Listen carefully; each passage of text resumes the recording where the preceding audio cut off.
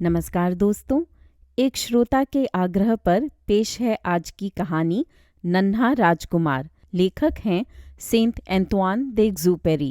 अनुवाद श्री लाल बहादुर वर्मा। दोस्तों, इस कहानी का 500 से भी ज़्यादा भाषाओं में अनुवाद किया गया है। इसे बड़ों के लिए एक बाल कहानी कहा जाता है। लियोन व्यर्थ को समर्पित। बच्चों, मैं क्षमा चाहता हूँ क्योंकि मैंने यह पुस्तक एक वयस्क को समर्पित की है। कारण, ये वयस्क दुनिया में मेरा सबसे प्रिय दोस्त है। फिर वह सब कुछ समझ सकता है, बच्चों की पुस्तकें भी। एक और बात है, वह इस वक्त फ्रांस में भूख और सर्दी से जूझ रहा है। ये सब कारण पर्याप्त न लगें तो मैं पुस्तक अपने मित्र के बचपन को समर्पित कर सकता हूँ। आखिर सारे वयस्क कभी बच्चे ही तो थे, पर कहाँ याद रहती है इसकी उन्हें। तो समर्पण के शब्द बदल देता हूँ। लियोन वर्थ को जब वह बच्चा था। मैं कोई 6 साल का रहा होऊंगा। एक किताब मिल गई, जंगल की सच्ची कहानियाँ। उसमें एक अद्भुत तस्वीर थी। अजगर एक जंगली जानवर को निगल रहा था। ये रही वह तस्वीर। तब से जंगल की इस भयानक घटना पर मैं बराबर सोचता रहा और एक दिन अपनी रंगीन पेंसिल से मैंने पहली बार एक चित्र बनाया। अपना ये चित्र मैंने बड़े लोगों को दिखाया। मैंने पूछा, इसे देखकर डर लगता है या नहीं? उन्होंने उत्तर दिया, भला टोपी से डर क्यों लगेगा? मैंने टोपी तो बनाई नहीं थी, मैंने एक अजगर बनाया था जो हाथी को निगलकर पचा रहा था।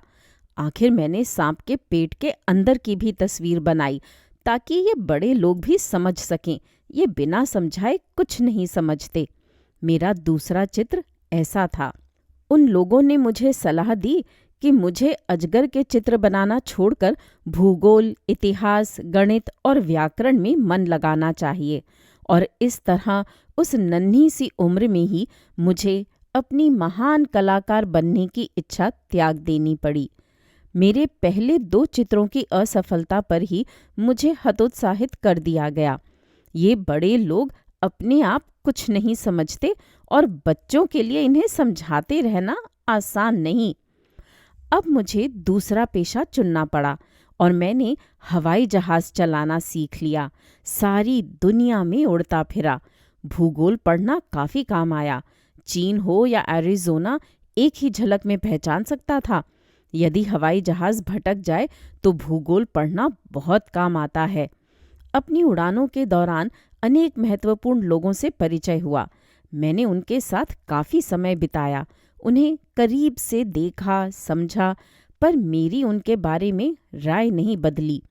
जब भी कोई महानुभाव मिलते जो थोड़े जागरूक लगते तो मैं उन्हें अपना बनाया हुआ पहला चित्र, जिसे मैं हमेशा पास रखता था, दिखाता। मैं देखना चाहता था कि वे इसे समझ पाते हैं या नहीं। हमेशा यही उत्तर मिलता, ये तो टोपी है। फिर मैं न उनसे अजगर की बात करता, न जंगल की, न सितारों की। मैं उन्हीं की तरह मौसम, राजनीति या फैशन की बातें करने लगता और वे मुझ जैसे समझदार व्यक्ति से मिलकर खुश होते। 6 साल पहले तक बिना किसी से मन की बात किए एकाकी सा जीता रहा। एक दिन सहारा के रेगिस्तान में मेरा जहाज बिगड़ गया और मुझे उतरना पड़ा। न तो मेरे साथ कोई मिस्त्री था, न यात्री। झक मारकर अकेले ही उसे ठीक करने की बात सोची। मेरे लिए जीवन मृत्यु का प्रश्न था। मेरे पास मुश्किल से 8 दिनों के लिए पीने का पानी था। पहली शाम बस्ती से हजारों मील दूर रेत पर लेटा लग रहा था सागर में जहाज से टूटा हुआ, बहता हुआ एक तख्ता हूँ। कल्पना कीजिए कि ऐसे में मुझे कितना आश्चर्य हुआ होगा जब तड़के एक अजीब सी कच्ची सी आवाज ने मुझे जगाया। सुनिए, मेरे लिए एक भेड़ की तस्वीर बना दीजिए। एक भेड़ का चित्र? मैं तो उछल पड़ा, जैसे पतीले पर पैर पड़ गया हो। आंख मली और ठीक से देखा। एक विचित्र और छोटा सा लड़का मुझे चुपचाप निहार रहा था। बाद में मैंने याद करके उसकी जो सबसे अच्छी तस्वीर बनाई वह ये रही। वह इस तस्वीर से कहीं अधिक आकर्षक था।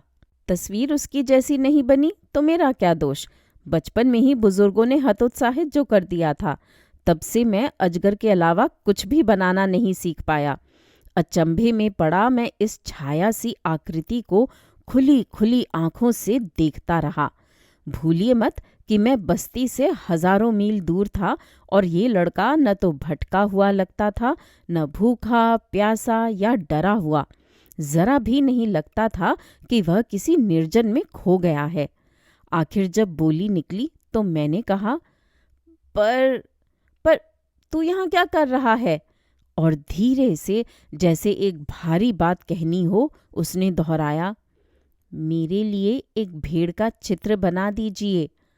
सब कुछ अजीब और रहस्यमय लग रहा था। बात टालने का साहस नहीं हुआ।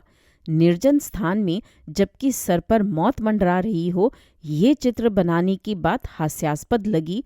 फिर भी मैंने जेब से कागज और कलम निकाल लिया। लेकिन मैंने तो विशेषकर इतिहास, भूगोल और व्याकरण पढ़ी थी।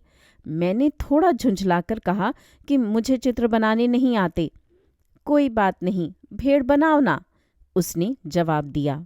मुझे भेड़ बनाना नहीं आता था। मैंने वही चित्र बनाया जो आता था। मैं स्तब्ध रह गया जब वह बोला, नहीं नहीं, मुझे अजगर के पेट में बंद हाथी नहीं चाहिए। अजगर खौफनाक होता है और हाथी बड़ा ही भारी भरकम। मेरे घर तो सब कुछ छोटा छोटा सा है। मुझे भेड़ ही चाहिए। आखिर मैंने बनाया। उसने ठीक से देखा और बोला, ये तो अभी से बीमार है, दूसरी बनाओ। फिर मैंने बनाया।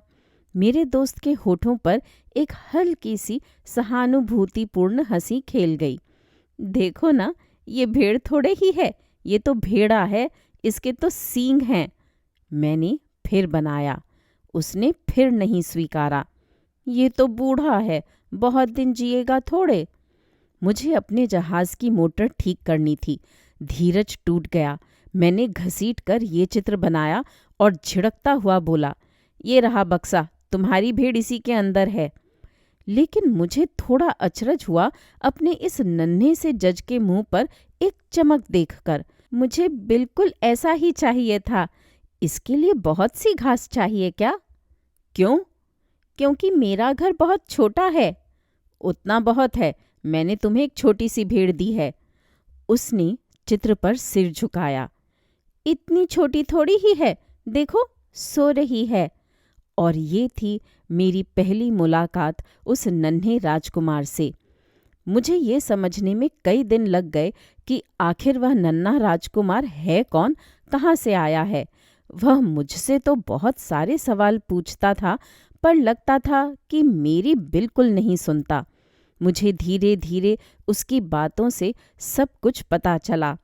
इस प्रकार जब उसने मेरा जहाज पहली बार देखा, जहाज का चित्र बनाना मेरे वश की बात नहीं, तो पूछ बैठा, ये क्या चीज़ है?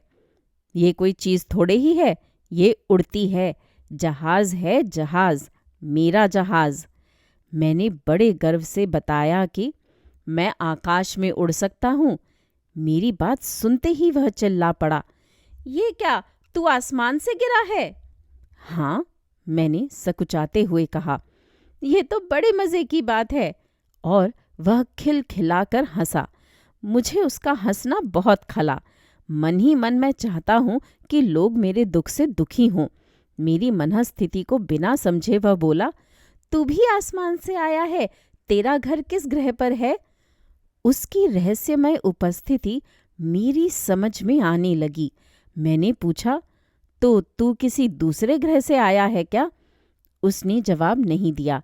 मेरा जहाज देखता हुआ सिर हिलाता रहा। इस तरह तू इस जहाज पर कहीं बहुत दूर से नहीं आ सकता। और वह बड़ी देर तक कल्पना लोक में डूबा रहा। फिर जेब से भेड़ का चित्र निकालकर उसे ऐसे निहारने लगा जैसे वह कोई खजाना हो। जरा सोचिए, इसकी बातों में किसी दूसरे ग्रह की चर्चा से मुझे कितना कौतूहल हुआ होगा। मैंने और भी जानना चाहा। मेरे नन्हे राजकुमार, कहाँ से आया है तू? तेरा घर कहाँ है? तू मेरी भेड़ कहाँ ले जाना चाहता है? थोड़ी देर की तन्मयता के बाद वह बोला, तूने मुझे जो बक्सा दिया है उसमें एक अच्छाई है। रात को वह मेरी भेड़ के लिए घर का काम देगा। बिल्कुल ठीक।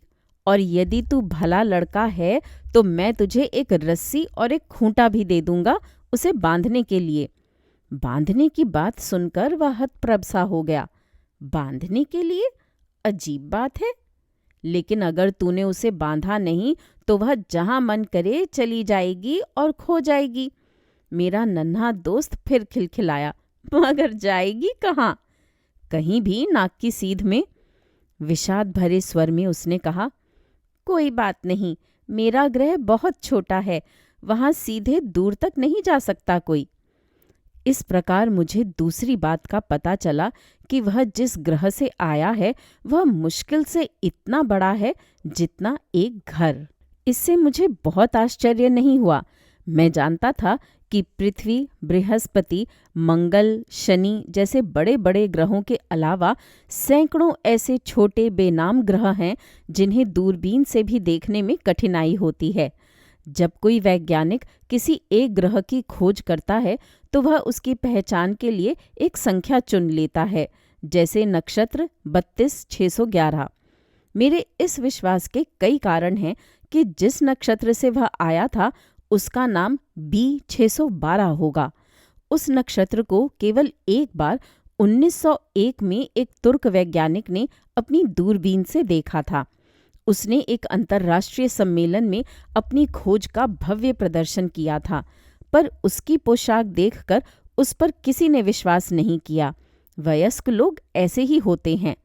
B612 के नक्षत्र अच्छे रहे होंगे क्योंकि तुर्की के एक तानाशाह ने शायद इसी घटना के कारण कानून बना दिया कि जो यूरोपीय ढंग के कपड़े नहीं पहनेगा उसे मौत की सजा मिलेगी।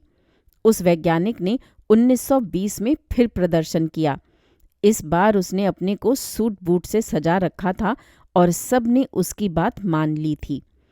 वयस्क लोगों के कारण ही मुझे इस नक्षत्र और उसकी संख्या के बारे में इतने विस्तार से बताना पड़ा।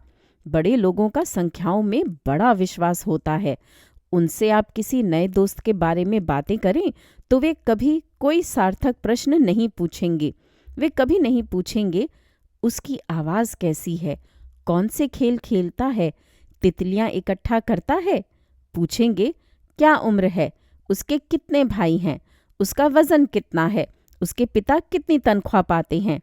यही सब जानने में विश्वास होता है उनका। उनसे कहो, मैंने गुलाबी ईंटों का एक मकान देखा है जिसकी खिड़कियों पर जेरेनियम के फूल लगे हैं, छत पर कबूतर गुटर गूं करते हैं। तो वे ऐसे घर की कल्पना भी नहीं कर पाएंगे। उनसे कहना चाहिए, मैंने 1 लाख की कीमत वाला घर देखा है। झट बोलेंगे, कितना सुंदर। इसी तरह अगर उनसे कहो, नन्हा राजकुमार बहुत आकर्षक था, हंसता था, एक भेड़ चाहता था, और ये उसके होने के लिए, उसके अस्तित्व को साबित करने के लिए काफ़ी है, क्योंकि कोई होगा तभी तो भेड़ मांगेगा, तो ये लोग कंधा उचकाकर तुम्हें बच्चा समझ लेंगे। लेकिन यदि ये कहा जाए कि जिस ग्रह से वह आया था उसका नाम B612 है तो वह मान जाएंगे और फिर कोई सवाल नहीं पूछेंगे। ऐसे होते हैं ये लोग, उनसे ऐसी ही उम्मीद रखनी चाहिए। बच्चों को बड़े लोगों के प्रति बड़े धैर्य से काम लेना पड़ता है। ठीक ही तो है कि हम लोग जिन्हें जीवन की समझदारी है संख्याओं की परवाह नहीं करते। मुझे ये किस्सा परियों की कहानी की तरह शुरू करना चाहिए था। मुझे कहना चाहिए था, एक था नन्हा राजकुमार जो एक ऐसे ग्रह में रहता था जो उससे थोड़ा ही बड़ा था। उसे एक दोस्त चाहिए था। जो लोग जीवन को समझते हैं उन्हें ये ज्यादा सच लगता है। मैं नहीं चाहता कि कोई मेरी किताब को हंसी में उड़ा दे। मुझे इन यादों को संजोने में कितना दुख हो रहा है। मेरे दोस्त को अपनी भेड़ लेकर गए 6 साल हो चुके हैं और मैं इसलिए लिख रहा हूँ कि उसे भूलें ना। दोस्त को भूलना दुखदाई होता है और सबके दोस्त नहीं होते। मैं भी वयस्कों की तरह हो सकता था, उन्हीं की तरह संख्या प्रिय। इसलिए मैंने रंगीन पेंसिलें खरीदी थीं। इस उम्र में चित्रकारी फिर से शुरू करना कठिन होता है। विशेषकर जब किसी ने 6 साल की उम्र में बस अजगर के चित्र बनाए हों। फिर भी मैं यथासंभव मिलती जुलती तस्वीरें बनाने की कोशिश करूंगा। वैसे मुझे विश्वास नहीं कि मुझे पूर्ण सफलता मिल पाएगी। राजकुमार से संबंधित चित्र बनाता हूँ तो एक ठीक बनता है तो दूसरा बिगड़ जाता है, माप गलत हो जाते हैं। एक जगह राजकुमार छोटा बन जाता है, दूसरी जगह बड़ा। उसकी पोशाक के रंगों के बारे में भी हिचकता हूँ। इस तरह अच्छे बुरे चित्र बनाता टटोलता सा आगे बढ़ता रहता हूँ। मुझे लगता है कि विवरण संबंधी गलतियां ही हो जाएंगी, क्योंकि मेरा दोस्त कभी पूरी बात नहीं बताता था। शायद वह मुझे अपने ही जैसा अक्लमंद समझता था, लेकिन क्या करूं, मुझे उसकी तरह बक्से के अंदर भेड़ नहीं दिखाई देती। शायद मैं वयस्क की तरह हो गया हूँ, निश्चित ही बड़ा हो रहा हूँ। हर दिन मुझे कुछ न कुछ पता चलता, कभी ग्रह, कभी वहाँ से प्रस्थान, कभी यात्राओं के बारे में। ये सब धीरे धीरे अनायास हुआ।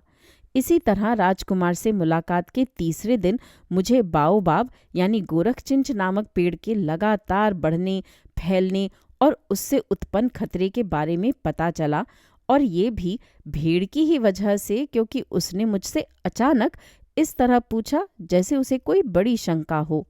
ये सच है ना कि भेड़ झाड़ियां भी खाती हैं? हाँ, खाती तो हैं। चलो अच्छा हुआ।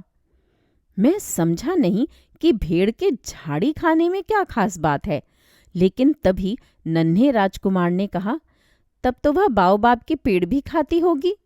मैंने उसे बताया कि बाओबाब झाड़ की तरह नहीं होते, वे तो गिरजाघरों जैसे ऊंचे और विशाल होते हैं, और अगर वह हाथियों का झुंड भी आ जाए तब भी वे केवल एक पेड़ को भी पूरी तरह खाकर खत्म नहीं कर सकते।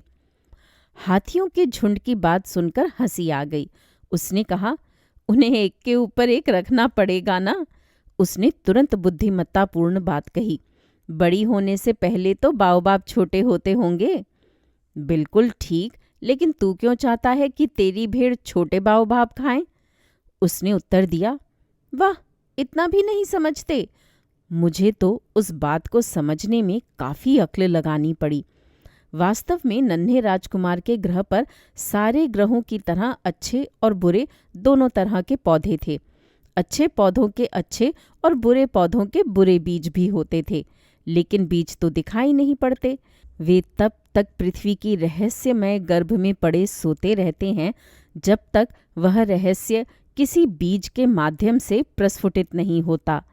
तब वह बीज अंगड़ाई लेता, हल्के हल्के सूरज को निहारता एक नन्हे, कोमल और मनमोहक अंकुर के रूप में प्रकट होता है। यदि अंकुर मूली या गुलाब का हुआ तो उसे पनपने के लिए छोड़ा जा सकता है, लेकिन यदि वह किसी बुरे पौधे का हुआ तो जैसे ही पता चले उसे उखाड़ फेंकना चाहिए। और नन्हे राजकुमार के ग्रह पर कुछ बहुत ही खतरनाक किस्म के बीज पाए जाते थे, जैसे बाओबाब के बीज। वहाँ की धरती उनसे आक्रांत थी। यदि बाओबाब के बारे में उसके बड़ा हो जाने के बाद पता चले तो फिर उससे कोई छुटकारा नहीं। वह चारों तरफ फैल पसर कर छा जाता है, उसकी जड़ें हर तरफ फैल जाती हैं। यदि ग्रह छोटा हुआ और बाओबाब बहुत से तो वह फट पड़ेगा। ये तो नियम अनुशासन की बात है, नन्हे राजकुमार ने बाद में मुझे बताया। सुबह नित्य कर्म से निवृत्त होते ही पौधों की देखभाल करनी चाहिए। गुलाब और बाओबाब के पौधे करीब करीब एक जैसे होते हैं, इसलिए जैसे ही बाओबाब पहचाने जा सके उन्हें उखाड़ फेंकना चाहिए। काम उलझन वाला सही, पर होता आसान है। एक दिन उसने मुझे राय दी कि मैं मेहनत करके एक सुंदर चित्र बनाऊं ताकि इस धरती के बच्चे उसे अच्छी तरह पहचान लें। उसने कहा, अगर उन्होंने कभी यात्रा की तो इस चित्र से उन्हें सहायता मिलेगी। कभी कभी कुछ दिनों बाद अपना काम फिर शुरू करने में कोई कठिनाई नहीं होती, लेकिन जहाँ तक बाओबाब का संबंध है, उन्हें नष्ट करने का काम टालने में बस खतरे ही खतरे हैं। मैं एक ग्रह के बारे में जानता हूँ जहाँ एक आलसी रहता था। इसमें 3 झाड़ों को वैसे ही छोड़ दिया था और नन्हे राजकुमार के सुझावों पर मैंने उस ग्रह का एक चित्र बनाया। मैं उपदेश देना पसंद नहीं करता, मगर बाओबाब से खतरों के बारे में लोगों को इतना कम मालूम है, और किसी जगह जहाँ ऐसे पेड़ हों, भटक जाने वाले के लिए खतरे इतने कि मैं एक बार संकोच का परित्याग कर कह सकता हूँ, बच्चों, बाओबाब से बचना। मैंने इतनी मेहनत करके ये चित्र बनाया क्योंकि मेरी तरह मेरे दोस्त बहुत दिनों से एक खतरा बिना उसे जाने टालते रहे हैं, और मैं उन्हें चेतावनी देना चाहता हूँ। मैंने यह मेहनत बेकार नहीं की। कोई सोच सकता है, इस पूरी पुस्तक में और कोई चित्र बाओबाब की तरह भड़कीला क्यों नहीं है? उत्तर बहुत साधारण है। मैंने हर बार कोशिश की, मगर सफलता नहीं मिली। पर जब मैंने बाओबाब का चित्र बनाया तो बराबर सोच रहा था कि उसका बनना कितना ज़रूरी था। शायद इसीलिए यह चित्र अच्छा बन पड़ा। ओह नन्हे राजकुमार, मैंने तेरा जीवन, उसकी उदासी धीरे धीरे समझ ली थी।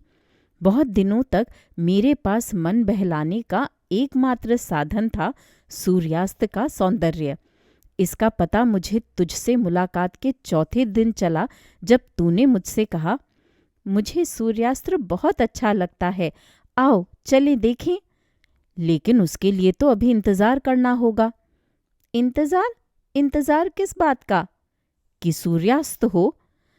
तुझे बड़ा आश्चर्य था। तू अपने में हंसता हुआ बोला था, अरे मैं सोच रहा था कि मैं अपने घर हूँ। वास्तव में जब अमेरिका में दोपहर हो तो फ्रांस में सूर्यास्त हो रहा होता है। अगर कोई अमेरिका से तुरंत फ्रांस पहुंच जाए तो दोपहर के फौरन बाद शाम देख सकता है। दुर्भाग्यवश दोनों के बीच की दूरी काफ़ी है, लेकिन तेरी छोटी सी धरती पर तुझे बस अपनी कुर्सी थोड़ी इधर उधर खिसकाने की ज़रूरत होती होगी, और तू जितनी बार चाहे सूरज का डूबना देख सकता होगा। एक दिन मैंने 43 बार सूर्यास्त देखा था। और तू फिर बोला, जानते हो, जब कोई उदास हो तो सूर्यास्त बड़ा अच्छा लगता है। मैंने कहा, तो जिस दिन तूने 43 बार सूर्यास्त देखा तू बड़ा उदास रहा होगा। लेकिन उसने जवाब नहीं दिया। 5वें दिन सदा की तरह भेड़ की कृपा से ही नन्हे राजकुमार के एक और रहस्य का पता चला। जैसे वह किसी समस्या पर चुपचाप बहुत देर से विचार कर रहा हो, उसने बिना किसी भूमिका के झट से कहा, अगर भेड़ झाड़ खाती है तो फूल भी खा सकती है। भेड़ जो भी मिल जाए खा डालती है। कांटे वाले फूल भी? हाँ, कांटेदार फूल भी। तो फिर कांटे किस लिए होते हैं? मुझे नहीं मालूम था ये। मेरे जहाज के इंजन में एक बोल्ट फंस गया था, तो मैं उसे निकालने में व्यस्त था। मैं बड़ी चिंता में था क्योंकि मरम्मत कठिन लगने लगी थी। सबसे ज्यादा डर पानी समाप्त होने का था। कांटे किस लिए होते हैं? राजकुमार एक बार प्रश्न करने पर उसे भूलता नहीं था। मैं मरम्मत से खींचा हुआ था। जो भी मुंह में आए उत्तर दे देता था। कांटे एकदम बेकार होते हैं, बस फूलों के प्रति दुष्टता के प्रतीक होते हैं। अच्छा। वह थोड़ी देर तक चुप रहा, फिर झुंझलाकर उसने प्रश्नों की एक झड़ी लगा दी। लेकिन मुझे तेरी बात पर विश्वास नहीं होता। फूल तो कोमल होते हैं, मासूम होते हैं, जैसे भी हो अपने को आश्वस्त कर लेते हैं। कांटों के होने से वे अपने आप को सुरक्षित समझते होंगे। मैंने कोई जवाब नहीं दिया। मैं सोच रहा था, अगर थोड़ी देर में ठीक नहीं हुआ तो मैं बोल्ट पर हथौड़ा चला दूंगा। उसने फिर मेरा ध्यान बटा दिया। और तुझे विश्वास है कि फूल? नहीं नहीं, मैं कुछ नहीं जानता। मैंने जो भी समझा जवाब दे दिया। मैं ज़रूरी काम कर रहा हूँ। अकबक होकर उसने मुझे देखा। ज़रूरी काम? उसने देखा कि मेरी उंगलियां काली हो रही हैं और मैं एक भौंडी सी चीज़ पर हथौड़ा लिए झुका हुआ था। तू तो बूढ़ों जैसे बातें करता है। मुझे थोड़ी शर्म आई, पर उस पर बिना ध्यान दिए उसने कहा, तू सब उल्टा पुल्टा कर देता है, सब गड़बड़ कर देता है। वास्तव में वह बहुत चिढ़ा हुआ था। उसके सुनहरे बाल हवा में उड़ रहे थे। मैं एक ऐसे ग्रह के बारे में जानता हूँ जहाँ एक गुस्सैल से गुमसुम रहने वाले महाशय रहते हैं। उनका चेहरा हरदम लाल बना रहता है। उन्होंने कभी किसी से प्यार नहीं किया, कोई तारा नहीं देखा, कोई फूल नहीं सूंघा, कभी जोड़ घटाने हिसाब किताब के अलावा कुछ नहीं किया। वह भी सारे दिन तेरी तरह कहता रहता है, मैं व्यस्त हूँ, मुझे बहुत काम है। और दंभ से वह फूला रहता है। लेकिन वह भी कोई आदमी हुआ, उसे कुकुरमुत्ता कहेंगे क्या? कुकुरमुत्ता। गुस्से से वह नीला पीला होने लगा। युग युग से फूलों में कांटे होते चले आए हैं और फिर भेड़ फूलों को खा जाती रही है। ये समझने की कोशिश करना महत्वपूर्ण नहीं है, क्योंकि आखिर फूल एक ऐसी चीज को क्यों वहन करते हैं जिसका कोई इस्तेमाल ना हो। फूल और भेड़ की चली आ रही लड़ाई महत्वपूर्ण नहीं है क्या? क्या इसे समझना एक गोल मटोल महाशय के जोड़ घटाने से ज्यादा गंभीर बात नहीं? और यदि मैं कहूँ कि मैं एक ऐसे फूल को जानता हूँ जो सिर्फ मेरी दुनिया में होता है और उसे एक भेड़ के एक दिन ऐसे ही बिना सोचे समझे चर सकती है, तो ये महत्वपूर्ण बात नहीं? वह शर्म से लाल हो रहा था। बोला, अगर कोई ऐसे फूल को प्यार करे जो कोटि कोटि तारों में कहीं न पाया जाता हो, एकदम बेमिसाल हो, तो वह आसमान में फैले सितारों को निहारने मात्र से प्रसन्न हो जाएगा। लेकिन यदि उसे भेड़ चढ़ जाए तो सारे तारे उसके लिए बुझ से जाएंगे। और ये कोई गंभीर बात नहीं हुई। इसके बाद वह कुछ नहीं कह सका, जोर की सुबकियां लेने लगा। रात हो चुकी थी। मैंने अपने औजार रख दिए। बोल्ट, हथौड़ा, प्यास, मौत, इनका कोई अर्थ नहीं रह गया था। एक ग्रह पर, मेरी धरती पर, एक नन्हा राजकुमार था। उसे सांत्वना देनी थी। मैंने उसे बाहों में भर लिया था। उसे थपथपाया, झुलाया और बोला, जिस फूल को तू प्यार करता है उसे कोई भय नहीं। मैं तेरी भेड़ का मुंह बंद करने के लिए एक जाबा बना दूंगा, तेरे फूल के लिए कवच बना दूंगा। मुझे समझ में नहीं आ रहा था कि क्या कहूँ। मैं अनाड़ी लग रहा था। सोच नहीं पा रहा था कि उस तक कैसे पहुंचूं, उसे छू सकूं। ओह, बड़ा ही रहस्यमय है आंसुओं का संसार। मैंने शीघ्र ही उस फूल के बारे में और अच्छी तरह जानना सीख लिया। नन्हे राजकुमार की दुनिया में पंखुड़ियों की एक ही लड़ी वाले सादे से फूल होते थे, जो थोड़ी सी जगह में बिना किसी को असुविधा पहुंचाए उग आते थे। घास के बीच सुबह खिलते और शाम को मुरझा जाते थे। परंतु राजकुमार का प्रिय फूल ऐसे बीज से अंकुरित हुआ था जो न जाने कहाँ से उसकी धरती पर आ गया था। उसकी अंकुर अन्य अंकुरों से भिन्न था। राजकुमार ने उसकी बड़ी संलग्नता से देखभाल की थी।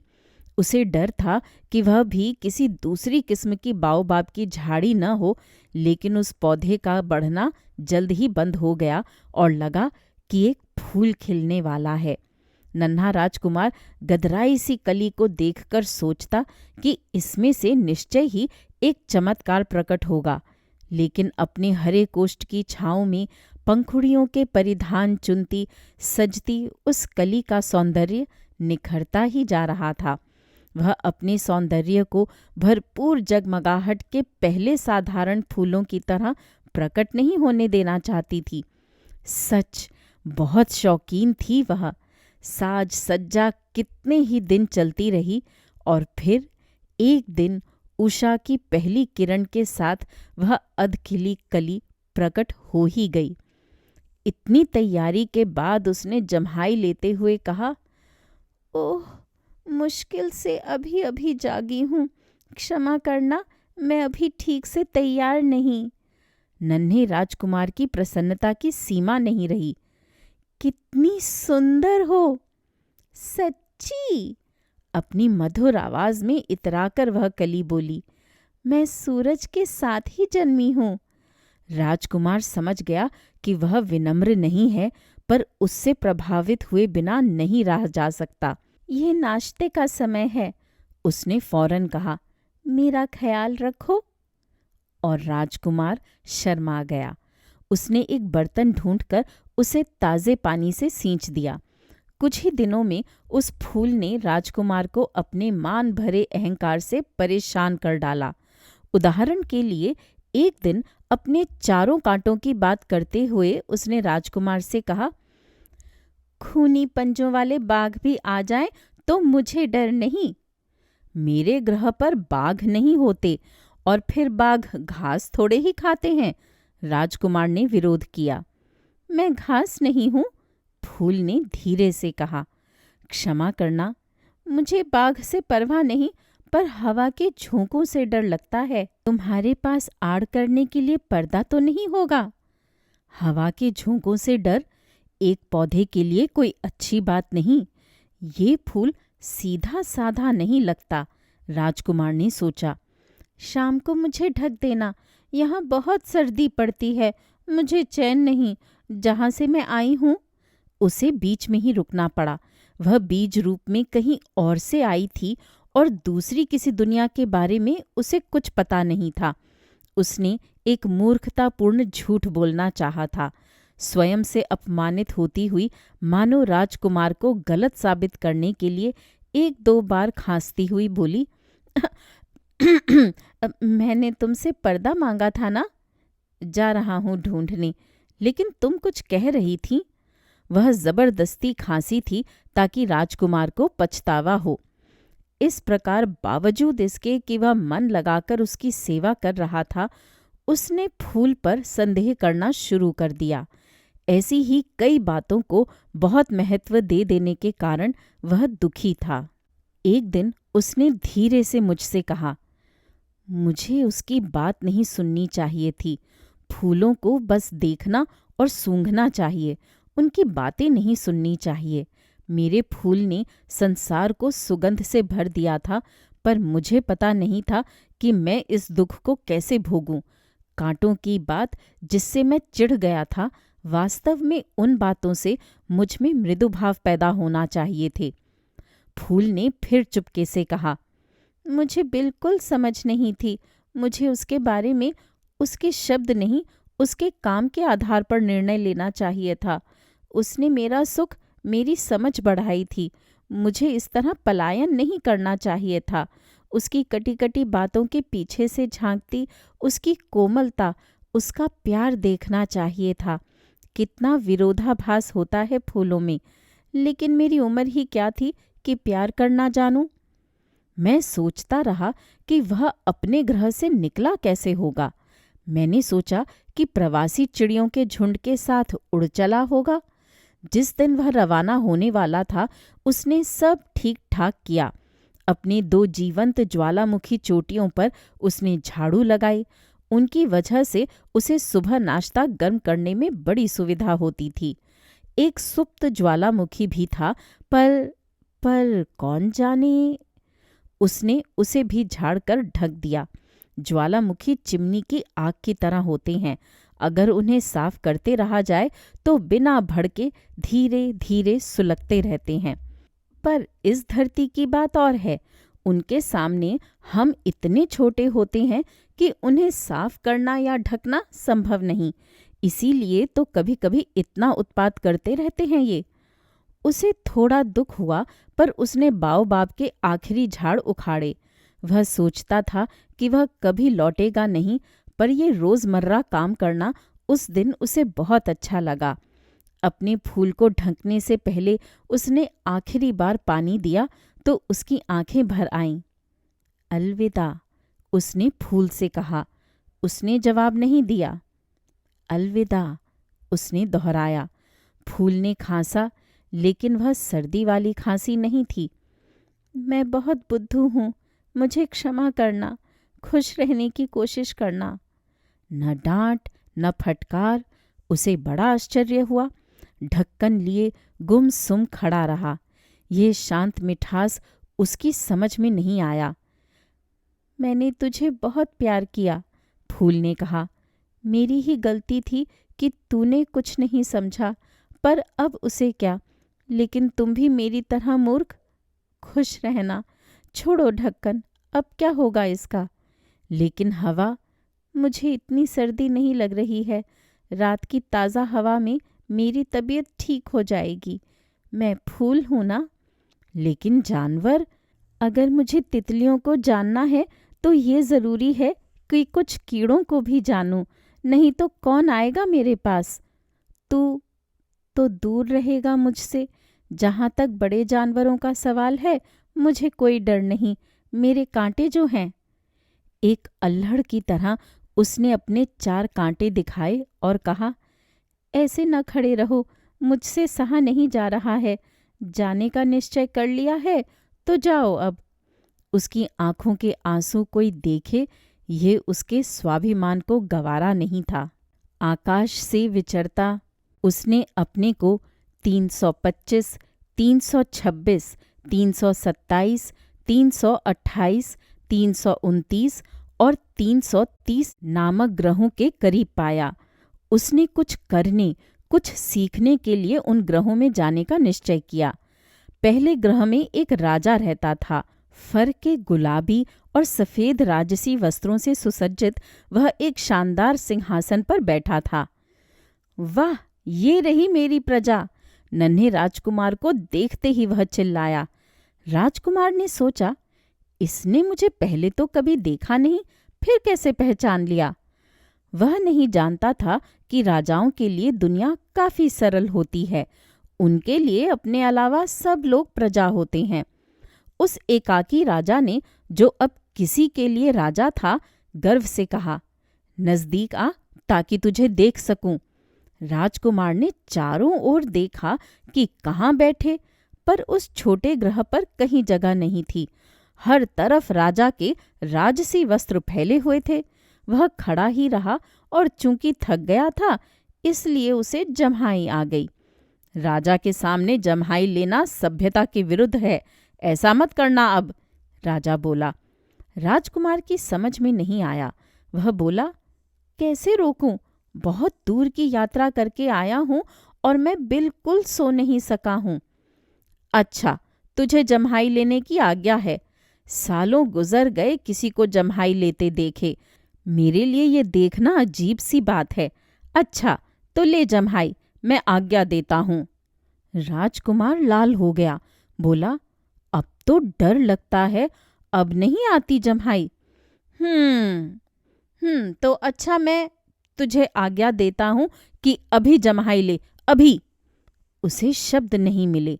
वह परेशान दिखाई पड़ा।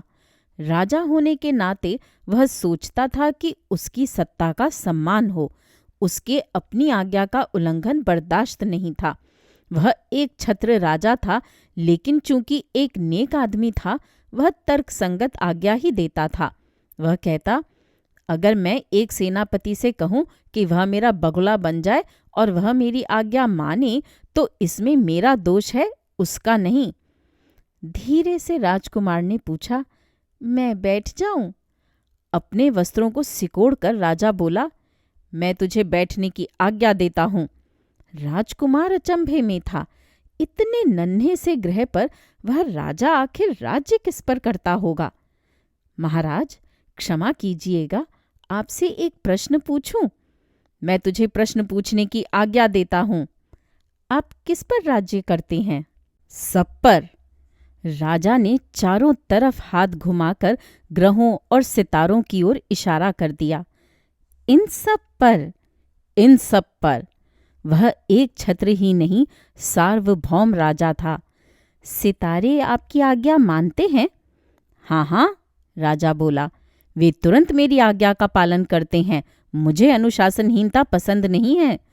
नन्हा राजकुमार ऐसी सत्ता के सामने हतप्रभ था। अगर वह स्वयं इतना शक्तिशाली होता तो उसने केवल 44 बार नहीं, बल्कि 72, 100 या 200 बार सूर्यास्त देखा होता, एक ही दिन में, बिना अपनी कुर्सी एक बार भी खिसकाए। और चूंकि अपना घर छोड़ने की वजह से वह उदास था, उसने हिम्मत करके राजा से उस पर कृपा करने की मांग की। मैं सूर्यास्त देखना चाहता हूँ। मेरी खुशी के लिए सूरज को आज्ञा दीजिए कि अस्त हो जाए। अगर मैं सेनापति को आज्ञा दूं कि वह तितली की तरह एक फूल से दूसरे फूल पर उड़ता फिरे, कि वह एक नाटक लिखे या फिर वह एक बगुला बन जाए, और यदि वह मेरी आज्ञा का पालन न करे तो गलती उसकी होगी या मेरी? आपकी, दृढ़तापूर्वक उसने जवाब दिया। बिल्कुल ठीक, राजा ने कहा। हर किसी से उसी बात की अपेक्षा रखनी चाहिए जिसके वह लायक हो। सत्ता का आधार न्याय संगत होना चाहिए। यदि कोई राजा अपनी प्रजा से डूब मरने के लिए कहे तो वह क्रांति कर देगी। मुझे अपनी आज्ञा का पालन कराने का अधिकार है, क्योंकि मेरी आज्ञा न्याय संगत होती है। और मेरे सूर्यास्त का क्या हुआ?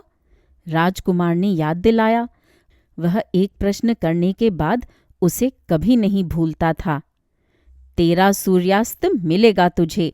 मैं चाहूंगा कि सूर्यास्त हो, लेकिन पहले देखना पड़ेगा कि परिस्थितियां अनुकूल हैं या नहीं। यही प्रशासन का तरीका है। ऐसा कब होगा? राजकुमार ने जानना चाहा।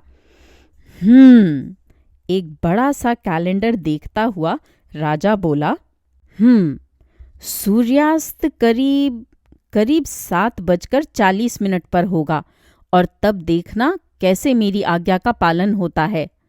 राजकुमार को जम्हाई आ गई। उसे अफसोस हो रहा था कि वह सूर्यास्त नहीं देख पाएगा। उसे उलझन होने लगी थी। मुझे यहाँ कुछ नहीं लेना देना, मैं चला, उसने राजा से कहा। नहीं, जा मत, मैं तुझे मंत्री बना दूंगा, राजा बोला। उसे गर्व था कि उसकी कोई प्रजा तो है। किस चीज का मंत्री? न्याय मंत्री। लेकिन किसे दूंगा मैं न्याय? यहाँ कौन है? कौन जाने, मैं बूढ़ा हो गया हूँ, चलने फिरने से थक जाता हूँ। मैंने अपना राज्य घूमकर देखा भी तो नहीं है। अच्छा, लेकिन मैंने देखा है। उस छोटे से ग्रह के दूसरी ओर से झांकता हुआ राजकुमार बोला, वहां भी तो कोई नहीं है। अच्छा, स्वयं अपने को न्याय देना, वही सबसे मुश्किल है। अपने प्रति न्याय करना दूसरे को न्याय देने से अधिक कठिन होता है। तू अपने साथ न्याय कर सका तो तू सही अर्थों में एक बुद्धिमान और पहुंचा हुआ व्यक्ति कहलाएगा। अगर मुझे अपने ही साथ न्याय करना है तो मैं कहीं भी रह सकता हूँ। मुझे यहाँ रहने की क्या जरूरत है? मुझे विश्वास है कि इस ग्रह पर कहीं एक चूहा भी है। रात को मैं उसकी आवाज सुनता हूँ। तू इस बूढ़े चूहे को न्याय देना, कभी कभी उसे मृत्यु दंड दे दिया करना। इस प्रकार उसका जीवन तेरे न्याय पर आश्रित हो जाएगा। लेकिन उसे माफ भी करते रहना पड़ेगा, क्योंकि एक वही तो है। वह भी मर गया तो क्या होगा? मुझे मृत्यु दंड देना पसंद नहीं, और फिर मैं तो जा रहा हूँ। नहीं, लेकिन राजकुमार ने, जो जाने के लिए तत्पर था, राजा को और दुखी करना नहीं चाहा। उसने कहा, अगर महामहिम को तुरंत अपनी आज्ञा के पालन का सुख लेना हो तो मुझे एक तर्क संगत आज्ञा दें। जैसे आप मुझे आज्ञा दे सकते हैं कि मैं 1 मिनट के अंदर यहाँ से चला जाऊं, और मुझे लगता है कि इस आज्ञा के लिए परिस्थितियां अनुकूल हैं। राजा ने जवाब नहीं दिया था, इसलिए थोड़ा संकोच हुआ। फिर एक लंबी सांस लेकर वह रवाना हो गया। मैं तुझे अपना राजदूत बनाता हूँ, जल्दी से चिल्लाया राजा। उसके चेहरे पर अधिकारपूर्ण भंगिमा का तनाव दिखाई पड़ रहा था। चलते चलते नन्हे राजकुमार ने सोचा, ये बड़े बूढ़े लोग अजीब होते हैं। दूसरे ग्रह पर एक दंभी रहता था। आहा, आ ही गया मेरा प्रशंसक, दूर से राजकुमार को आते देखकर उसने कहा। ऐसे दंभी लोगों के लिए सारे लोग प्रशंसक होते हैं। नमस्कार, आपका टोप बड़ा दिलचस्प है, राजकुमार ने कहा। है ना? उसने कहा। ये अभिवादन के लिए है। ये इसलिए है कि जब लोग जय जयकार करें, प्रशंसा करें, तो इसे सर से उठाकर मैं अभिवादन का जवाब दूं। पर दुर्भाग्यवश यहाँ कोई आता ही नहीं। अच्छा, राजकुमार बोला। उसकी समझ में कुछ नहीं आया। ताली बजाओ, उस दंभी ने आदेश दिया। राजकुमार ने ताली बजाई और उस व्यक्ति ने अपना टोप नम्र अभिवादन में उठा लिया। 5 मिनट में ही इस खेल की एक रसता से राजकुमार ऊब गया। और टोप को नीचे लाने के लिए क्या करना चाहिए? राजकुमार ने पूछा। दंभी ने सुना नहीं। ऐसे लोगों को अपनी प्रशंसा के अलावा कुछ नहीं सुनाई पड़ता। क्या तुम सचमुच मेरी प्रशंसा करते हो? उसने राजकुमार से पूछा। प्रशंसा? क्या अर्थ होते हैं इसके?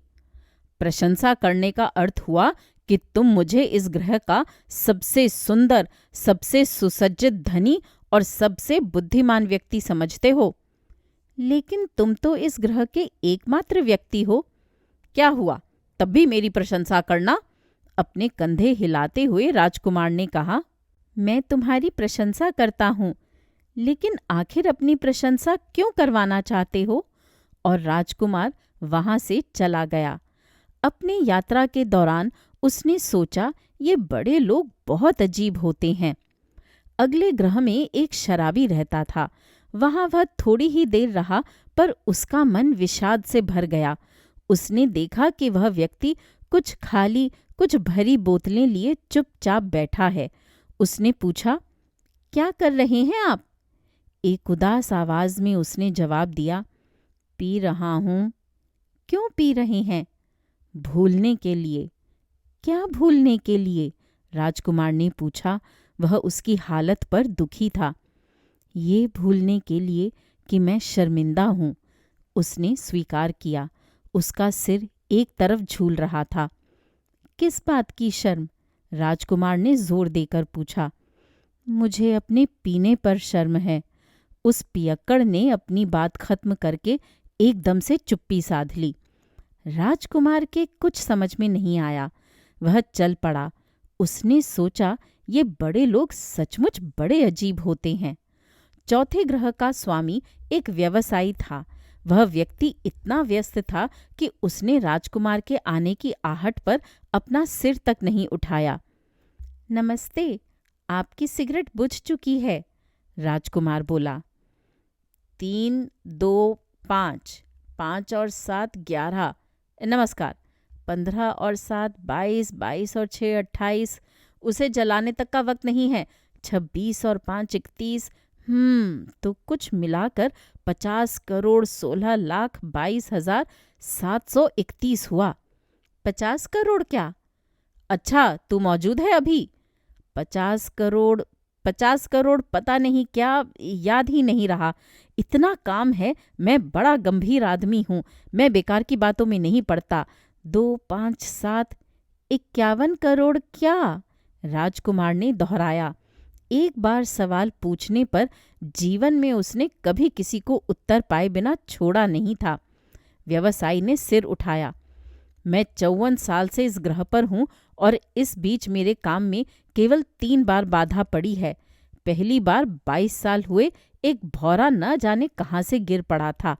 इतने जोरों की आवाज़ हुई कि मुझसे हिसाब में 4 गलतियां हुईं। दूसरी बार 11 साल हुए मुझे गठिया हो गई थी। मैं व्यायाम तो नहीं कर पाता। मेरे पास खराब करने के लिए वक्त तो है नहीं। गंभीर व्यक्ति जो ठहरा। तीसरी बार ये रहे तुम। हाँ, तुम्हें कहाँ था? 51 करोड़। 51 करोड़ क्या? व्यवसायी समझ गया कि उसे शांति नहीं मिलने वाली है। वे छोटी छोटी चीजें जो कभी कभी आसमान में दिखाई पड़ती हैं। मक्खियां? नहीं भाई, वो जो चमकती हैं। जुगनू? नहीं नहीं, सुनहरी चीजें जिन्हें देखकर असली लोग हवाई किले बनाने लगते हैं। लेकिन मैं ऐसा वैसा आदमी नहीं। मुझे वक्त खराब करने की फुर्सत नहीं। अच्छा, सितारे? हाँ हाँ, सितारे। इन 50 करोड़ सितारों से तेरा क्या मतलब? 50 करोड़ नहीं, 50 करोड़ 16 लाख 22,731। मैं इधर उधर की बात नहीं करता। मैं गलती नहीं करता। क्या करता है तू इन सितारों का? उनका मैं क्या करता हूँ? हाँ, कुछ नहीं, बस उनका मालिक हूँ। तू सितारों का मालिक है? हाँ, लेकिन मैं एक राजा को जानता हूँ जो, वो राजा कहता था कि सब सितारों पर उसी का राज्य है। राजाओं का कुछ नहीं होता, बस वे शासन करते हैं। रखना और शासन करना अलग चीजें हैं। इन सितारों का मालिक होने से तुझे क्या मिलता है? मैं इनकी वजह से धनी हूं। और धनी होने से फायदा? अगर और किन्हीं सितारों का पता चले तो मैं उन्हें खरीद सकता हूं। राजकुमार ने सोचा कि वह तो बिल्कुल उस शराबी जैसे तर्क दे रहा है। अरे भाई, सितारों को कोई कैसे रख सकता है? कैसे उनका मालिक बन सकता है? तो किसके हैं ये सितारे? व्यवसायी ने खींच कर पूछा। मुझे नहीं मालूम, शायद किसी के नहीं। अगर किसी के नहीं हैं तो मेरे हैं, क्योंकि सबसे पहले मैंने ही ऐसा सोचा है। सोचना काफी होता है। और क्या, अगर तुझे एक हीरा मिल जाए तो किसी का न हो तो वह तेरा ही तो होगा। अगर तुझे एक लावारिस टापू मिले तो तेरा ही होगा। अगर तुम्हारे दिमाग में कोई विचार पैदा हो और तू उसे पेटेंट करा ले तो वह तेरा ही होगा। इसी तरह सितारे मेरे हैं, क्योंकि मुझसे पहले किसी ने उन्हें अपनाने के बारे में नहीं सोचा। ये तो ठीक है, पर तू करेगा क्या इनका? मैं उनकी देखभाल करता हूँ, मैं उन्हें बार बार गिनता हूँ। काम मुश्किल है, पर मैं गंभीर और व्यस्त आदमी हूं ना। राजकुमार को संतोष नहीं हुआ। अगर मेरे पास एक मफलर हो तो मैं उसे गले के चारों ओर लपेट सकता हूँ। मैं उसे जहाँ चाहूँ ले जा सकता हूँ। यदि मेरे पास एक फूल हो तो मैं उसे तोड़ सकता हूँ, जो चाहे कर सकता हूँ। लेकिन तू सितारों को तोड़ नहीं सकता। ये ठीक है, पर मैं उन्हें बैंक में डाल सकता हूँ। क्या माने हुए इसके? इसका मतलब हुआ कि इन सितारों की संख्या एक कागज पर लिखकर मैं उसे दराज में बंद कर सकता हूँ। इतना काफी है, बस। राजकुमार को ये बात मजेदार लगी। बात काव्यात्मक थी, पर गंभीर नहीं। गंभीर बातों के विषय में उसके विचार वयस्कों से बहुत भिन्न थे। उसने कहा, मेरे पास एक फूल है जिसे मैं रोज सींचता हूँ। मेरे पास 3 ज्वालामुखी हैं जिनकी मैं हर हफ्ते सफाई करता हूँ। उसकी भी जो सुप्त है, कौन जाने। ये फूल और ज्वालामुखी मेरे हैं, इससे उन्हें लाभ होता है। मैं उनके लिए उपयोगी हूँ, लेकिन तू सितारों के किसी काम नहीं आता है। व्यवसायी का मुंह खुला, पर उत्तर में उसके पास कोई शब्द नहीं था। राजकुमार वहां से भी चल पड़ा। उसने सोचा, सचमुच ये वयस्क लोग अजीब होते हैं। 5वां ग्रह अद्भुत था। वह सबसे छोटा था, इतना छोटा कि बस इतनी जगह थी कि एक लैंप पोस्ट और एक बत्ती वाला खड़ा हो सके। राजकुमार के समझ में नहीं आया कि आकाश में एक छोटे और वीरान ग्रह पर, जहां कोई न रहता हो, एक लालटेन और उसके जलाने वाले की क्या जरूरत। फिर भी उसने सोचा, शायद ये आदमी बिल्कुल बकवास हो, पर ये उस राजा, घमंडी, शराबी और व्यवसायी जैसा मूढ़ नहीं है। कम से कम उसके काम का कोई अर्थ तो है। जब वह अपनी बत्ती जलाता है तो जैसे एक तारा, एक फूल जगमगाने लगता है, और जब वह उसे बुझाता है तो मानो वह तारा या फूल सो जाता है। यह तो एक सुंदर काम है, और चूंकि सुंदर है इसलिए उपयोगी भी। जैसे ही उसने उस ग्रह पर पांव रखा, उसने उसे जलाने वाले को सम्मानपूर्वक नमस्कार किया। शुभ प्रातः। क्यों बुझा दी अपनी बत्ती? ये नियम है, कहते हुए उसने जवाब दिया। क्या नियम है? यही कि मैं इसे बुझाऊं। अरे, शाम हो गई। उसने बत्ती जला दी।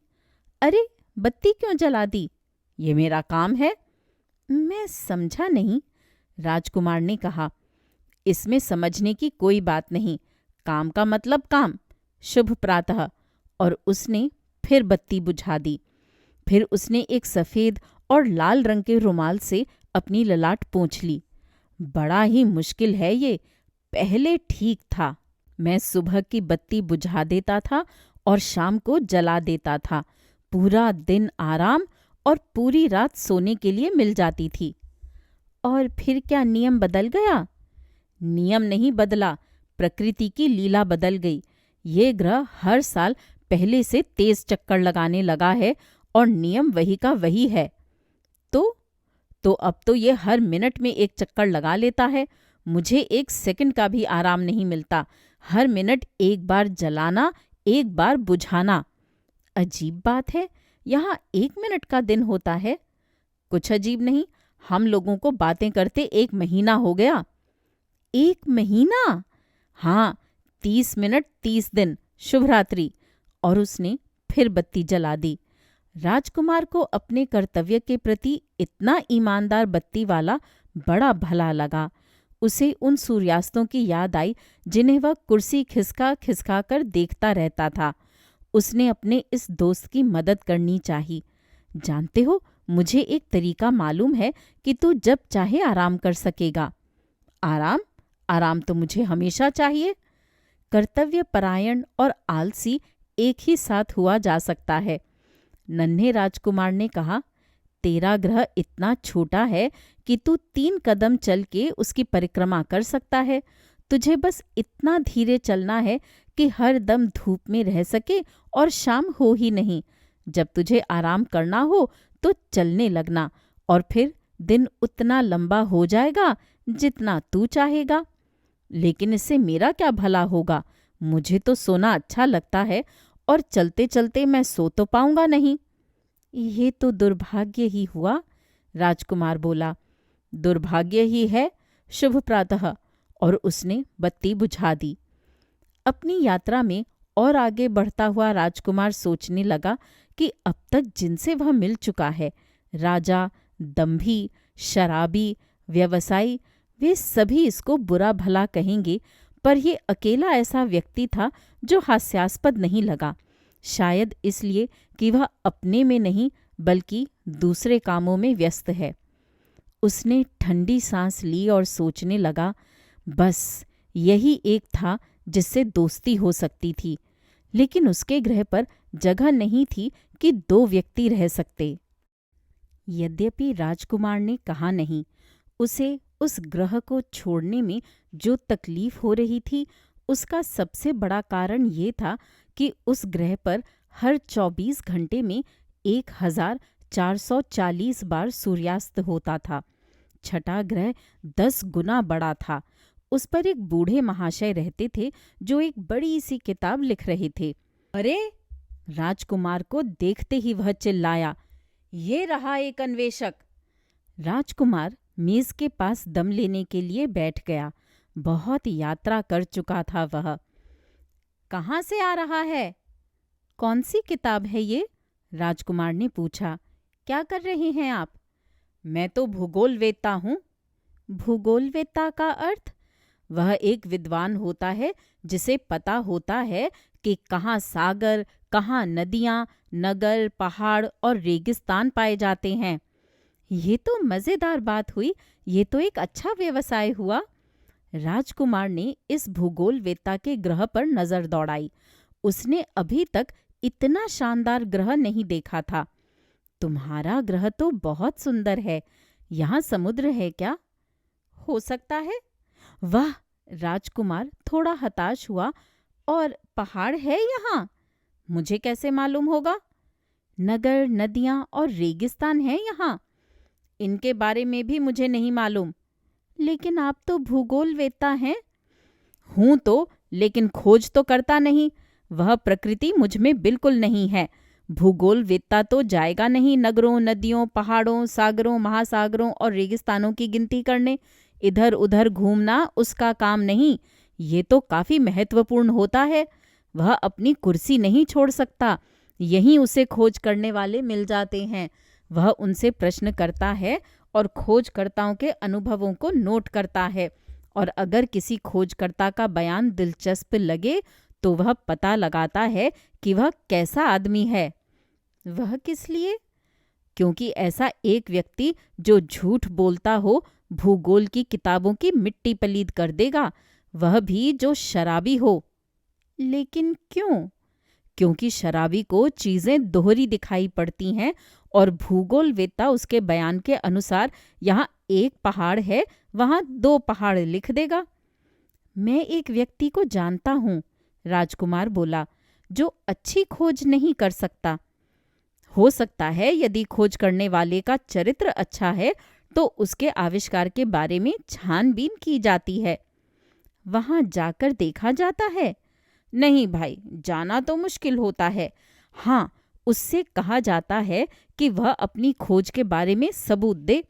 उदाहरण के लिए, यदि आविष्कार किसी बड़े पहाड़ से संबंधित है तो उससे कहा जाता है कि वह वहां से बड़ी बड़ी चट्टानें लाए। अचानक वह भूगोलवेत्ता भावावेश में आ गया। तू तू भी तो अन्वेषक है। तू तो दूर से आ रहा है। मुझे अपने ग्रह के बारे में बता। और उस विद्वान ने अपना रजिस्टर खोला, पेंसिल बनाई। खोज के विषय में पहले पेंसिल से लिखा जाता है, फिर जब बात साबित हो जाती है तब रोशनाई से। हाँ तो? उसने राजकुमार से पूछा। अच्छा, मेरे ग्रह पर कोई खास बात नहीं है, छोटा सा है।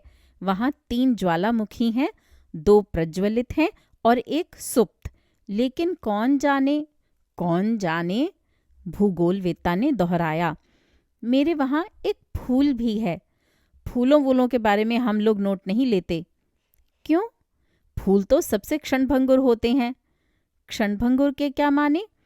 भूगोल की किताबें अन्य सब किताबों से मूल्यवान होती हैं, वह भूगोलवेत्ता बोला। वे कभी पुरानी नहीं पड़ती।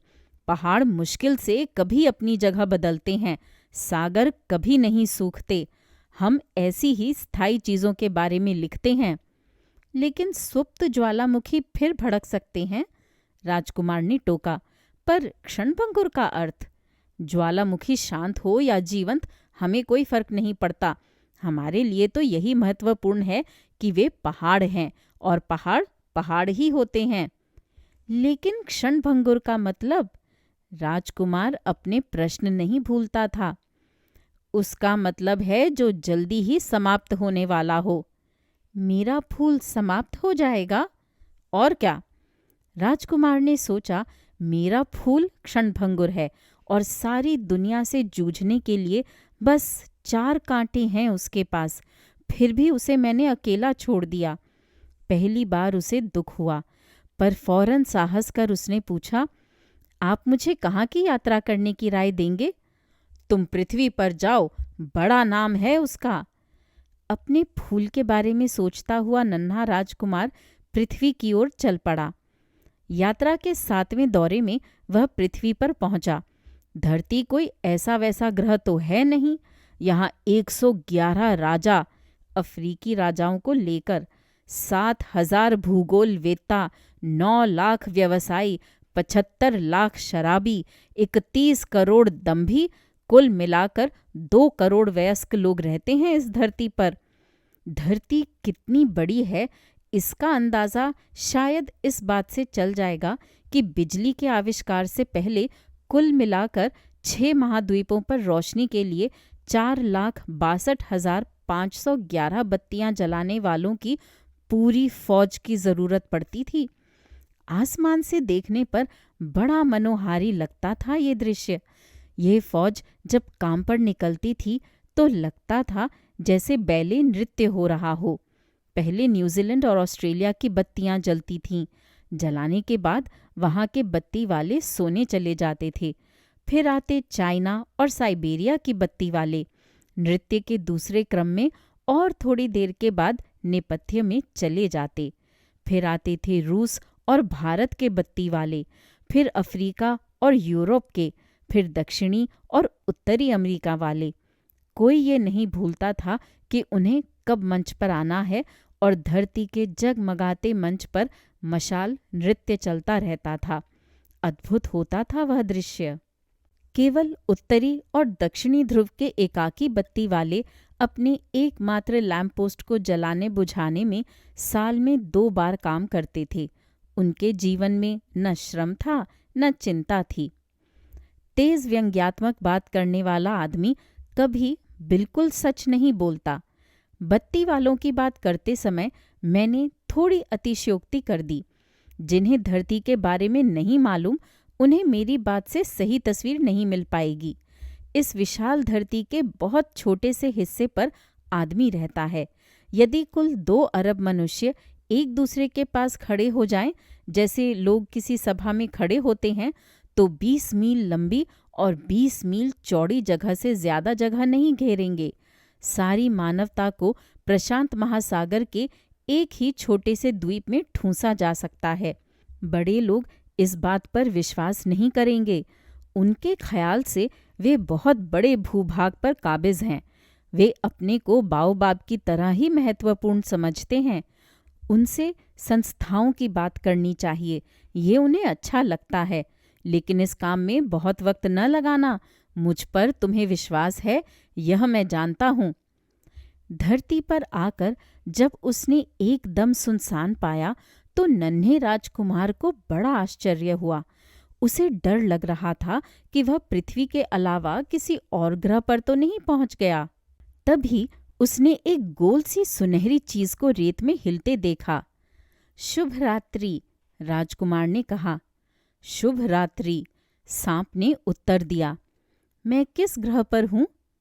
पृथ्वी पर, अफ्रीका में। ठीक, तो क्या फिर पृथ्वी पर कोई नहीं रहता? रहते क्यों नहीं? ये रेगिस्तान है। रेगिस्तान में कोई नहीं रहता, पर पृथ्वी बहुत बड़ी है, सांप ने कहा। राजकुमार एक चट्टान पर बैठ गया और आकाश को निहारने लगा। पता नहीं सितारों पर रोशनी होती है या नहीं, जिससे हर कोई अपना तारा पहचान सके। ये देखो, मेरा ग्रह ठीक हमारे ऊपर है, पर वो है कितनी दूर। राजकुमार ने इशारा किया। सुंदर है, पर तू यहाँ क्या करने आया है? मेरी एक फूल से पटी नहीं, इसलिए। फिर दोनों चुप हो गए। आखिर आदमी लोग कहाँ हैं? यहाँ तो बड़ा एकाकीपन है। राजकुमार ने चुप्पी तोड़ी। आदमियों के बीच भी एकाकीपन होता है, सांप बोला। राजकुमार सांप को देखता रहा। बड़ा मजेदार जानवर है तू, बिल्कुल उंगली जैसा पतला, राजकुमार ने कहा। लेकिन मुझ में एक राजा की उंगली से भी ज्यादा शक्ति है, सांप बोला। राजकुमार मुस्कुराया। इतना ताकतवर तो नहीं है तू, तेरे पांव तक तो है नहीं, चल फिर सकता नहीं। मैं तुझे वहां ले जा सकता हूं जहां जहाज तक नहीं ले जा सकते। उसने राजकुमार की एड़ी के चारों ओर लिपटकर एक सोने की ब्रेसलेट जैसी कुंडली बनाई। जिसे छू दूं वह उसी धूल में मिल जाता है जिससे पैदा हुआ है। लेकिन तू पवित्र है, और फिर तू तो किसी और ग्रह से आया है। राजकुमार ने जवाब नहीं दिया। मुझे तुझ पर दया आती है। इस पत्थरों की पृथ्वी पर इतना कमजोर दिख रहा है, सांप बोला। मैं तेरी मदद कर सकता हूँ। यदि तुझे अपने ग्रह की याद आए तो मैं समझ गया, राजकुमार बोला। पर हर समय तू पहेलियां क्यों बुझाता है? मैं उन्हें हल भी कर लेता हूँ, सांप बोला, और फिर वे चुप हो गए। पूरा रेगिस्तान पार करते हुए राजकुमार को बस एक फूल मिला, 3 पंखुड़ियों वाला, साधारण सा फूल। नमस्ते, राजकुमार ने कहा। नमस्ते, फूल ने जवाब दिया। आदमी लोग कहाँ हैं? कुछ दिन पहले फूल ने एक काफिला गुजरते देखा था। आदमी लोग? मेरे ख्याल से कुल 6-7 आदमी होंगे धरती पर। उन्हें गुजरते देखा था मैंने कई साल पहले, लेकिन अब कहाँ मिलेंगे मुझे मालूम नहीं। हवा उन्हें यहाँ से बहा ले जाती है, इधर उधर। उनकी कोई जड़ें नहीं हैं और इसीलिए वे खाना बदोश होते हैं। अलविदा, राजकुमार ने कहा। अलविदा। नन्हा राजकुमार एक ऊंचे पहाड़ पर गया। तब तक उसने 3 ज्वालामुखी पहाड़ों के अतिरिक्त कोई और पहाड़ नहीं देखा था। उसके ग्रह के पहाड़ केवल उसके घुटनों तक आते थे। अपने सुप्त ज्वालामुखी को वो एक स्टूल की तरह इस्तेमाल करता था। उसने सोचा कि इतने ऊंचे पहाड़ की चोटी से तो वो पूरी धरती और सारे मनुष्यों को एक साथ देख लेगा। लेकिन उसे केवल ऊंची ऊंची चोटियां दिखाई पड़ी। नमस्कार, नम्रतापूर्वक उसने कहा। नमस्कार, नमस्कार, नमस्कार की गूंज उसे सुनाई पड़ी। कौन है आप? कौन है आप? कौन है आप? कौन है आप? गूंज उठी। मेरे दोस्त बन जाइए, मैं एकाकी हूँ, मैं एकाकी हूँ। अजीब है ये ग्रह, उसने सोचा। एकदम सूखा, नोकों वाला खरा। यहाँ के लोगों के पास कल्पना शक्ति नहीं है, जो कहो दोहरा देते हैं। मेरे वहाँ मेरा फूल हरदम बोलने में पहल करता है, अपनी ही बात करना जानता है। अंत में रेगिस्तान, पहाड़ और बर्फीले मैदानों में भटकते भटकते नन्हे राजकुमार को एक रास्ता दिखाई पड़ा और रास्ते आदमियों तक ले जाते हैं। नमस्कार, एक फूलों से लदे बाग को देखकर उसने कहा। नमस्कार, गुलाब के फूलों ने उत्तर दिया। राजकुमार ने देखा वे सब उसके अपने ही फूल की तरह थे। कौन है आप? चकित होकर उसने पूछा। हम लोग गुलाब के फूल हैं। अच्छा अच्छा, वह उदास हो गया। उसके फूल ने उससे कहा था कि ब्रह्मांड में वह अपने ढंग का निराला फूल है और यहाँ केवल एक ही बगीचे में उसके जैसे हजारों फूल खिल रहे थे। उसने सोचा कि अगर वो इन्हें देख ले तो परेशान हो जाएगा। उससे वह तरह तरह के बहाने बनाएगा, जैसे मर रहा हो, ताकि उस हास्यास्पद स्थिति से उबर सके। और मुझे भी उसकी सेवा करने का नाटक करना पड़ेगा, नहीं तो मुझे नीचा दिखाने के लिए वह सचमुच मर जाएगा। वह सोचता रहा। मैं अपने को उस निराले फूल के कारण भाग्यशाली समझता था, पर वह एक साधारण फूल निकला। एक फूल और 3 घुटने भर के ज्वालामुखी, जिसमें एक शायद हमेशा के लिए सुप्त हो गया है। इतने मात्र से मैं एक ऐश्वर्यशाली राजकुमार नहीं हो सकता। घास पर लेटे लेटे उसकी आंखों से आंसू बरसने लगे। तभी कहीं से एक लोमड़ी आ गई। नमस्कार, लोमड़ी बोली। नमस्कार, मुड़कर नन्हे राजकुमार ने जवाब दिया, पर उसे कुछ दिखाई नहीं पड़ा। मैं यहाँ हूँ, सेब के पेड़ के नीचे से आवाज आई। कौन कौन है तू? अच्छी खासी लग रही है देखने में। मैं लोमड़ी हूँ। आओ खेलें, मैं बड़ा उदास हूँ। कैसे खेलूं तुम्हारे साथ? तूने मुझे अपनाया तो है नहीं, लोमड़ी ने कहा। माफ करना, थोड़ा सोचकर बोला। अपनाने का मतलब? तू यहाँ का रहने वाला नहीं मालूम होता। क्या कर रहा है यहाँ? लोमड़ी ने पूछा। मैं आदमियों को ढूंढ रहा हूँ। अपनाने का क्या अर्थ होता है? आदमी? उनके पास बंदूक होती है और वे बस शिकार खेलते हैं। बड़ी मुश्किल हो जाती है। वे मुर्गियां भी पालते हैं। उन्हें और कुछ अच्छा नहीं लगता। तुम क्या मुर्गियां खोज रहे हो? नहीं नहीं, मैं तो दोस्त ढूंढ रहा हूँ। पालने का मतलब? पुरानी बात है, उसका मतलब होता है संबंध स्थापित करना। संबंध स्थापित करना? और क्या, लोमड़ी बोली। तू मेरे लिए हजारों बच्चों जैसा एक बच्चा मात्र है और मुझे तेरी कोई ज़रूरत नहीं है, न ही तुझे मेरी ज़रूरत है। तेरे लिए मैं लाखों लोमड़ियों जैसे एक लोमड़ी भर हूँ। लेकिन यदि तू मुझे अपना ले तो हम दोनों को एक दूसरे की ज़रूरत रहेगी। तू मेरे लिए और मैं तेरे लिए दुनिया में बस एक अद्वितीय हो जाएंगे। मेरी समझ में आ रहा है कुछ कुछ। एक फूल है, मेरे ख्याल से उसने मुझे अपना लिया है। अच्छा, तो ये इस धरती की बात नहीं है? लोमड़ी की समझ में नहीं आ रहा था। किसी और ग्रह पर? हाँ, वहाँ शिकारी होते हैं? नहीं तो? ये तो अच्छी बात है। और मुर्गियाँ? नहीं। हर जगह कोई न कोई कमी होती ही है। लोमड़ी फिर अपनी बात पर आ गई। बड़ी एक रास्ता है जीवन में। मैं मुर्गियों का शिकार करती हूँ और आदमी मेरा। सारी मुर्गियाँ, सारी लोमड़ियाँ एक जैसी होती हैं। मुझे बड़ी उलझन होती है। लेकिन यदि तू मुझे अपना ले तो मेरा जीवन खिल उठेगा।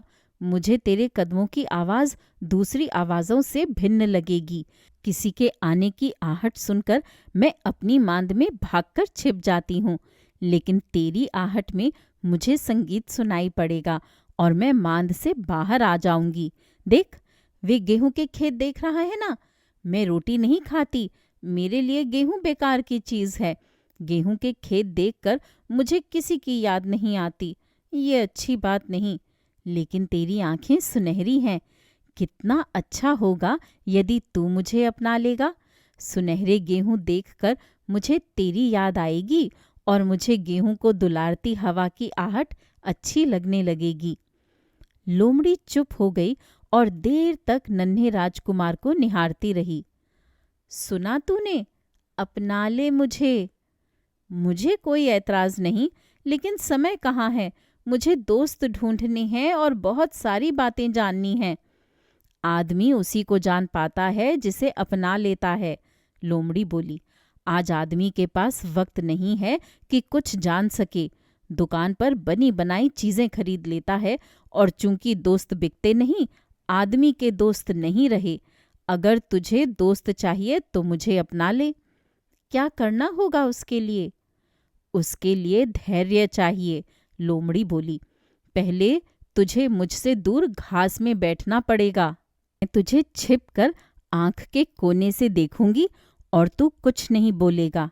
बातों से ही बात बिगड़ती है, लेकिन इस प्रकार हर दिन तू थोड़ा निकट आता जाएगा। दूसरे दिन नन्हा राजकुमार फिर आया। आने का एक समय होना चाहिए, लोमड़ी ने कहा। मान ले कि तू 4 बजे आता है। 3 बजे से ही मुझे अच्छा लगने लगेगा। जैसे जैसे समय बीतेगा मेरी खुशी बढ़ती जाएगी। 4 बजते बजते मुझे बेचैनी होने लगेगी। मैं चिंतित हो जाऊंगी। सुख का मूल्य समझ में आ जाएगा।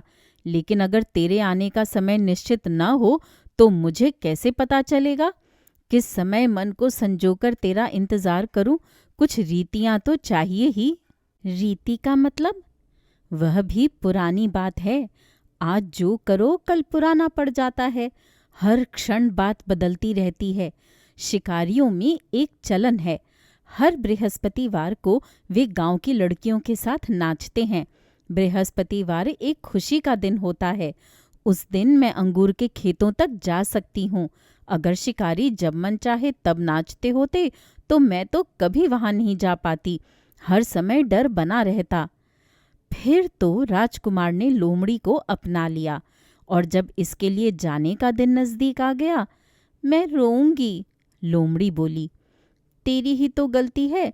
मैंने तेरा बुरा थोड़े ही चाहा था। तूने ही तो कहा था कि मैं तुझे अपना लूं।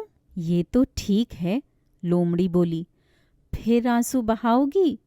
हाँ। तुझे क्या मिला मुझे अपनाने से? मिला गेहूं के खेतों के रंग में।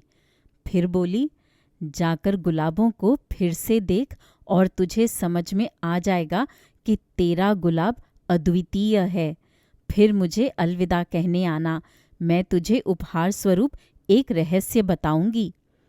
राजकुमार गुलाबों के पास गया।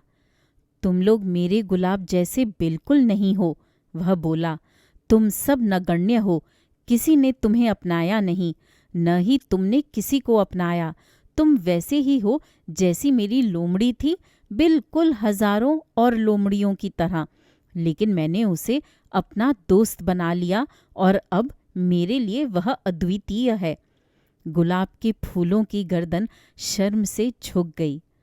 तुम सुंदर हो पर खोखले, उसने फिर कहा। कोई तुम पर जान नहीं देता।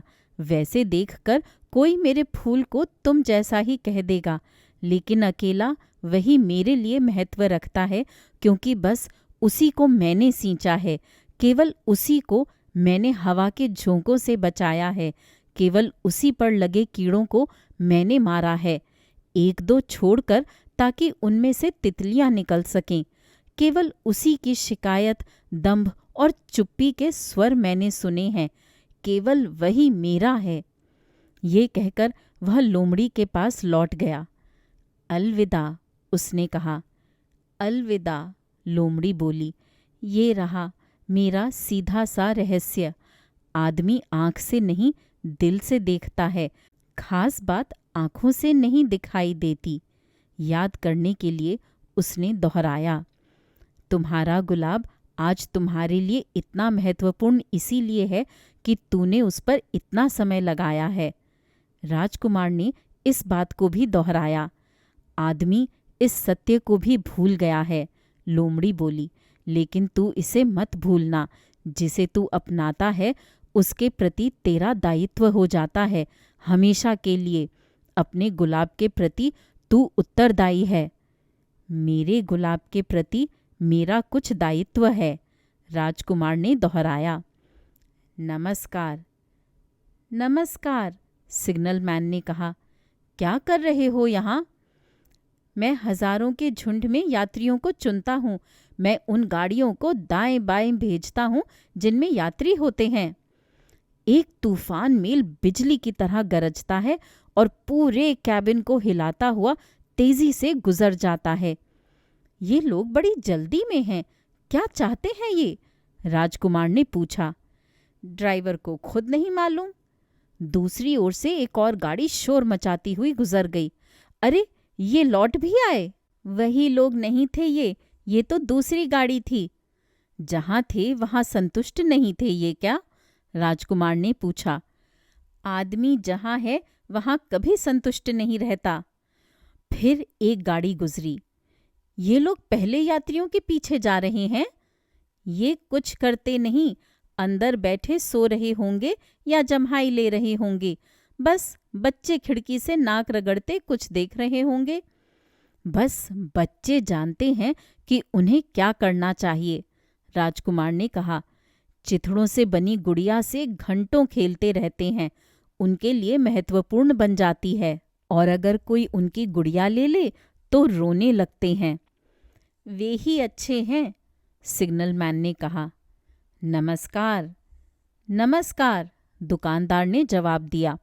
दुकानदार ऐसी गोली बेच रहा था जिससे प्यास शांत हो जाए।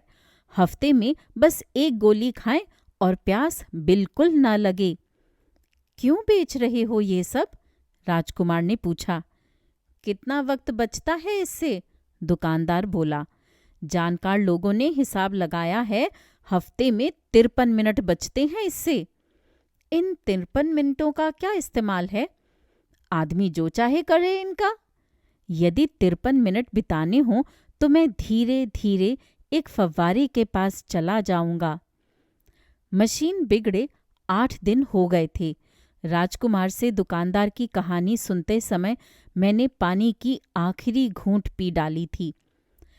तेरी कहानी दिलचस्प है, पर मेरा जहाज अभी तक ठीक नहीं हुआ और मेरे पास पीने को अब कुछ नहीं बचा है। एक फव्वारे की ओर चलने में मुझे बड़ी खुशी होगी। मेरे दोस्त लोमड़ी, मुझसे राजकुमार बोला। नन्हे मुन्ने, छोड़ो लोमड़ी को। क्यों? क्योंकि हम प्यास से मरने वाले हैं। मेरा तर्क उसको समझ में नहीं आया। वह बोला, मर जाएंगे तो क्या हुआ? एक दोस्त मिला था, इससे संतोष नहीं होता? मुझे तो बड़ी खुशी है कि मुझे लोमड़ी जैसा आखिर कोई दोस्त मिला। मैंने सोचा, यह खतरे से बेखबर है। इसे कभी न भूख लगेगी न प्यास। उसका काम बस धूप से ही चल जाता है। मुझे देखकर उसने जवाब दिया, मुझे भी प्यास लगी है, आओ कहीं कुआं ढूंढें। मुझे एक प्रकार की निराशा हुई। कितनी बेकार की बात है इस प्रकार के रेगिस्तान में कुआं ढूंढना। फिर भी हम लोग चल पड़े। कई घंटे चलते रहे। रात हो गई, तारे जगमगाने लगे। मुझे प्यास की वजह से बुखार था। मुझे लग रहा था जैसे मैं स्वप्न लोक में हूँ। राजकुमार के शब्द मेरी यादों में नाच से रहे थे। तुझे भी प्यास लगी है ना? मैंने पूछा। मेरे सवाल का जवाब नहीं मिला। उसने मुझसे सीधे से कहा, पानी दिल की मजबूती के लिए भी ज़रूरी है। मैं उसका जवाब समझा नहीं, पर मैं चुप हो गया। मुझे अच्छी तरह मालूम था कि उससे सवाल नहीं पूछना चाहिए। वह थक गया था, बैठ गया। मैं भी उसके पास ही बैठ गया। कुछ देर चुप रहा, फिर वह बोला, मेरा सितारा एक फूल की वजह से सुंदर है, परंतु फूल है कि दिखाई ही नहीं देता। मैंने इस बात की पुष्टि की और चुपचाप चांदनी में रेत की सिलवटों को देखता रहा। कितना सुंदर है रेगिस्तान, राजकुमार बोला। उसने सही ही कहा था। मुझे भी रेगिस्तान अच्छा लगता था। रात के टीले पर बैठने पर चारों ओर देखें तो कुछ नहीं दिखाई देता है, कुछ सुनाई भी नहीं पड़ता है, परंतु फिर भी शांति में कुछ गूंजता सा लगता है। रेगिस्तान इसलिए सुंदर है कि इसमें कहीं एक सोता छिपा है। अचानक मुझे रेत की चमक का रहस्य समझ में आ गया। मुझे बड़ा अचरज हुआ। जब मैं छोटा था तो एक पुराने घर में रहता था। उसके बारे में प्रचलित था कि उसके नीचे एक खजाना दबा पड़ा है। ये सच है कि न किसी ने उसे पाया न ढूंढा, लेकिन एक सम्मोहन था उस किंवदंती में कि मेरे घर में एक रहस्य छिपा है। हाँ, मैंने कहा, चाहे घर हो या तारे या रेगिस्तान, उनके सौंदर्य का कारण एक अदृश्य होता है। तू मेरी लोमड़ी की बात से सहमत है? इससे मुझे खुशी हुई, वह बोला। राजकुमार थक कर सो गया था। मैंने उसे बाहों में उठा लिया और चल पड़ा। मेरा मन भर आया था। मुझे लग रहा था कि वह एक कमज़ोर खजाना हो। ऐसा लग रहा था जैसे इससे दुर्बल कोई चीज़ ही न हो इस धरती पर। चांदनी फैली हुई थी। मैंने उसका पीला ललाट, बंद आँखें, हवा में हिलते उसके घुंघराले बाल देखे और सोचने लगा, जो दिखाई दे रहा है वह केवल ऊपरी सतह है, मुख्य चीज़ तो अदृश्य है। उसके अधखुले होठों में से एक मुस्कुराहट झांक रही थी। मैंने सोचा, इस राजकुमार की जिस बात से मैं इतना प्रभावित हूँ वह है इसके मन में एक फूल के लिए प्यार। उसी गुलाब के फूल की छाया इस पर उसी तरह व्याप्त है जैसे किसी चिराग की लौ। मुझे वह और कमज़ोर लगने लगा। लौ को हवा से बचाना चाहिए, वरना वो एक झोंके में बुझ सकती है। इसी तरह चलते चलते इधर सूरज की किरणें फूटीं, उधर मुझे एक कुआं नजर आया। राजकुमार बोला, आदमी लोग तेज गाड़ियों में भागते फिरते हैं, बिना जाने कि उन्हें किस चीज़ की तलाश है। बस कुछ करते रहते हैं, कोल्हू के बैल की तरह। फिर उसने कहा, क्या ज़रूरत है? हम लोग जिस कुएं पर पहुंचे थे वह सहारा रेगिस्तान के अंध कुओं की तरह नहीं था। यहाँ के कुएं तो सीधे से रेत में किए गए सुराख से लगते हैं। ये तो किसी गांव का कुआं लगता था, लेकिन गांव कहीं दिखाई नहीं पड़ रहा था। मुझे लगा कि वह सब सपना है। कितनी अजीब बात है, सब कुछ तैयार है, घिरनी, रस्सी, बाल्टी। उसे हंसी आ गई। उसने रस्सी को छूकर देखा, घिरनी पर रस्सी डालकर उसे घुमाने लगा। उससे आवाज़ होने लगी, तूने सुना? हम लोगों ने कुएं को जगा दिया और अब वह गा रहा है। मैं नहीं चाहता था कि उसे कष्ट हो। तेरे लिए बहुत भारी है वह, ला मैं भरता हूँ पानी। मैंने धीरे धीरे बाल्टी को कुएं में उतारा। पानी पर बाल्टी रुकी। मेरे कानों में घिरनी के फिसलने का संगीत गूंज रहा था और हिलते पानी में धूप की छाया हिल रही थी। मुझे इसी पानी की प्यास है, मुझे पानी दो। मेरी समझ में आ गया कि वह क्या ढूंढ रहा था।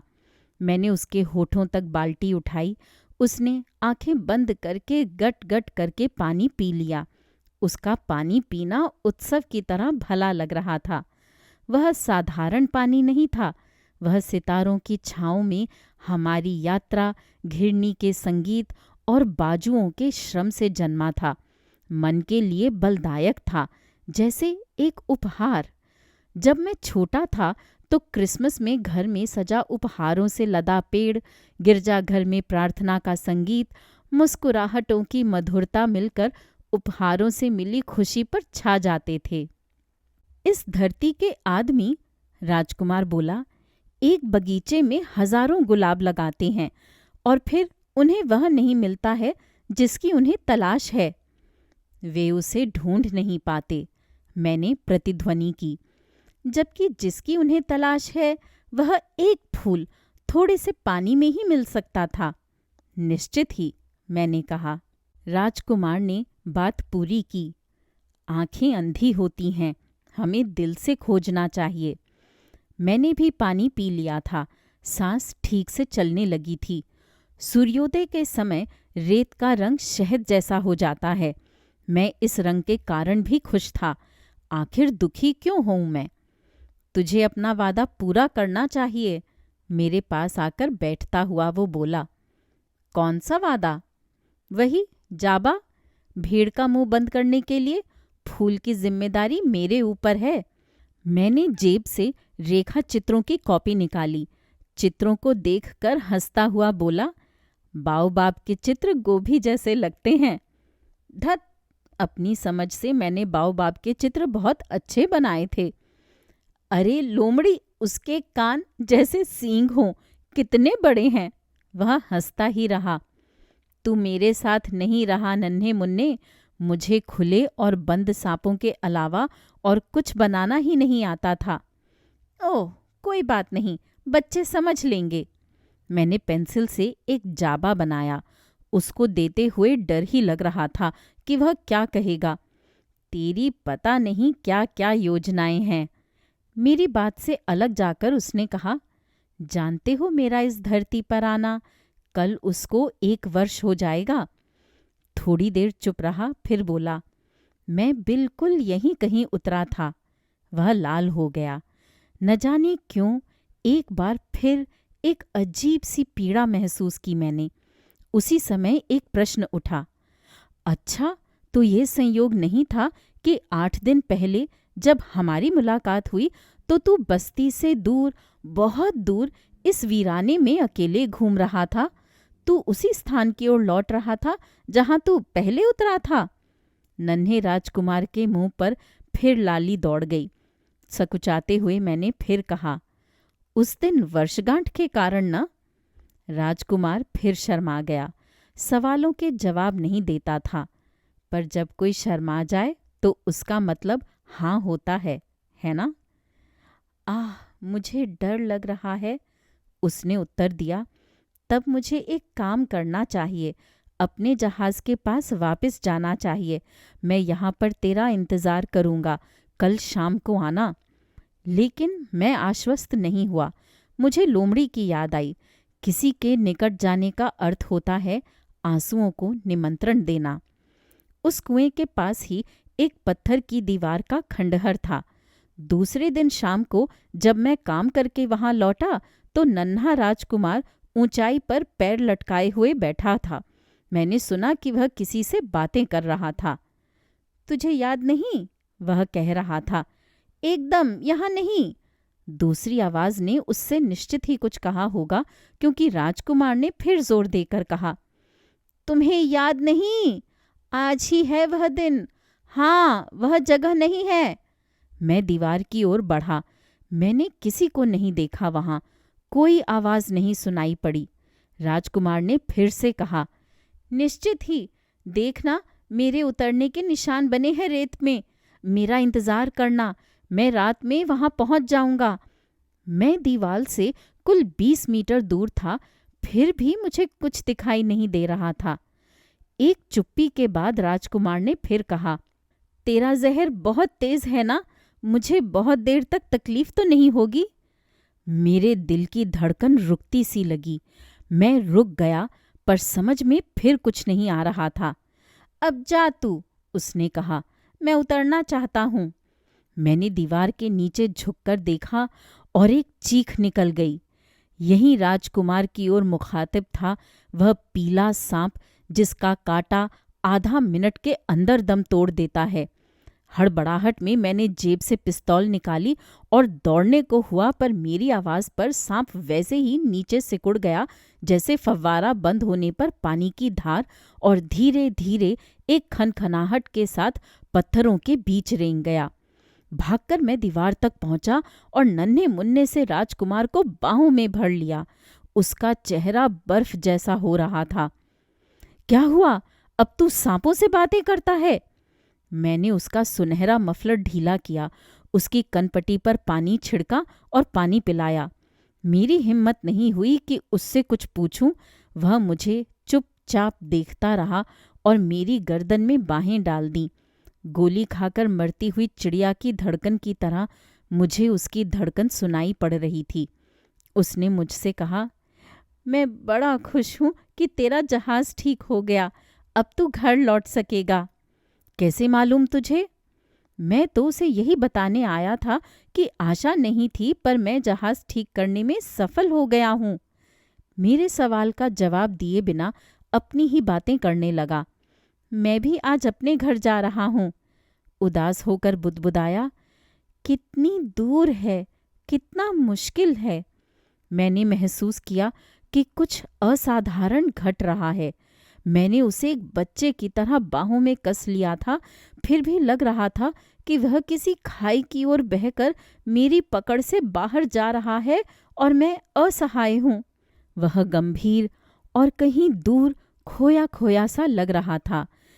मेरे पास तेरी दी हुई भेड़, उसको बंद करने वाला बक्सा और जाबा है। विषादपूर्ण मुस्कान दिखाई पड़ी उसके चेहरे पर।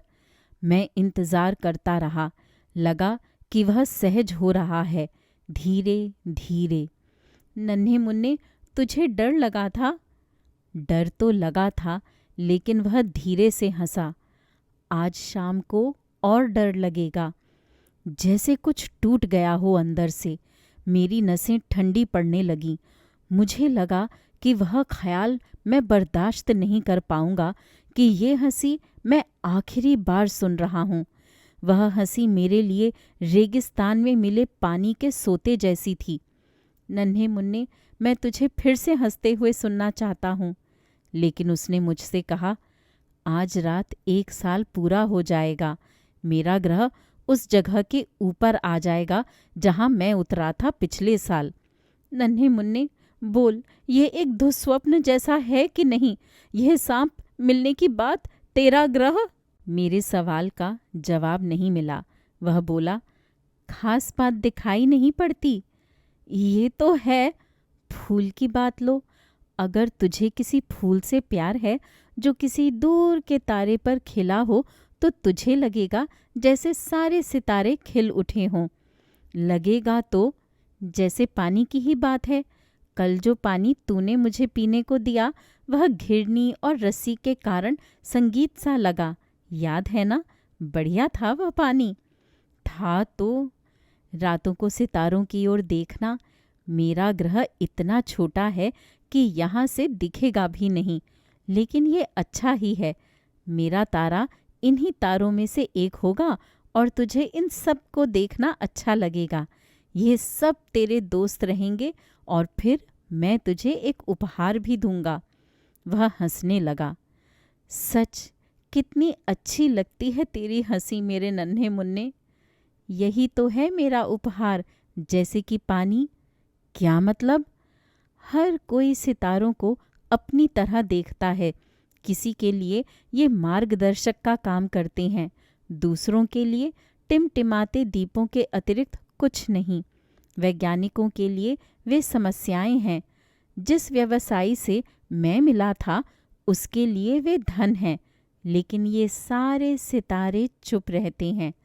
तेरे पास ऐसे सितारे होंगे जैसे किसी के नहीं। क्या मतलब?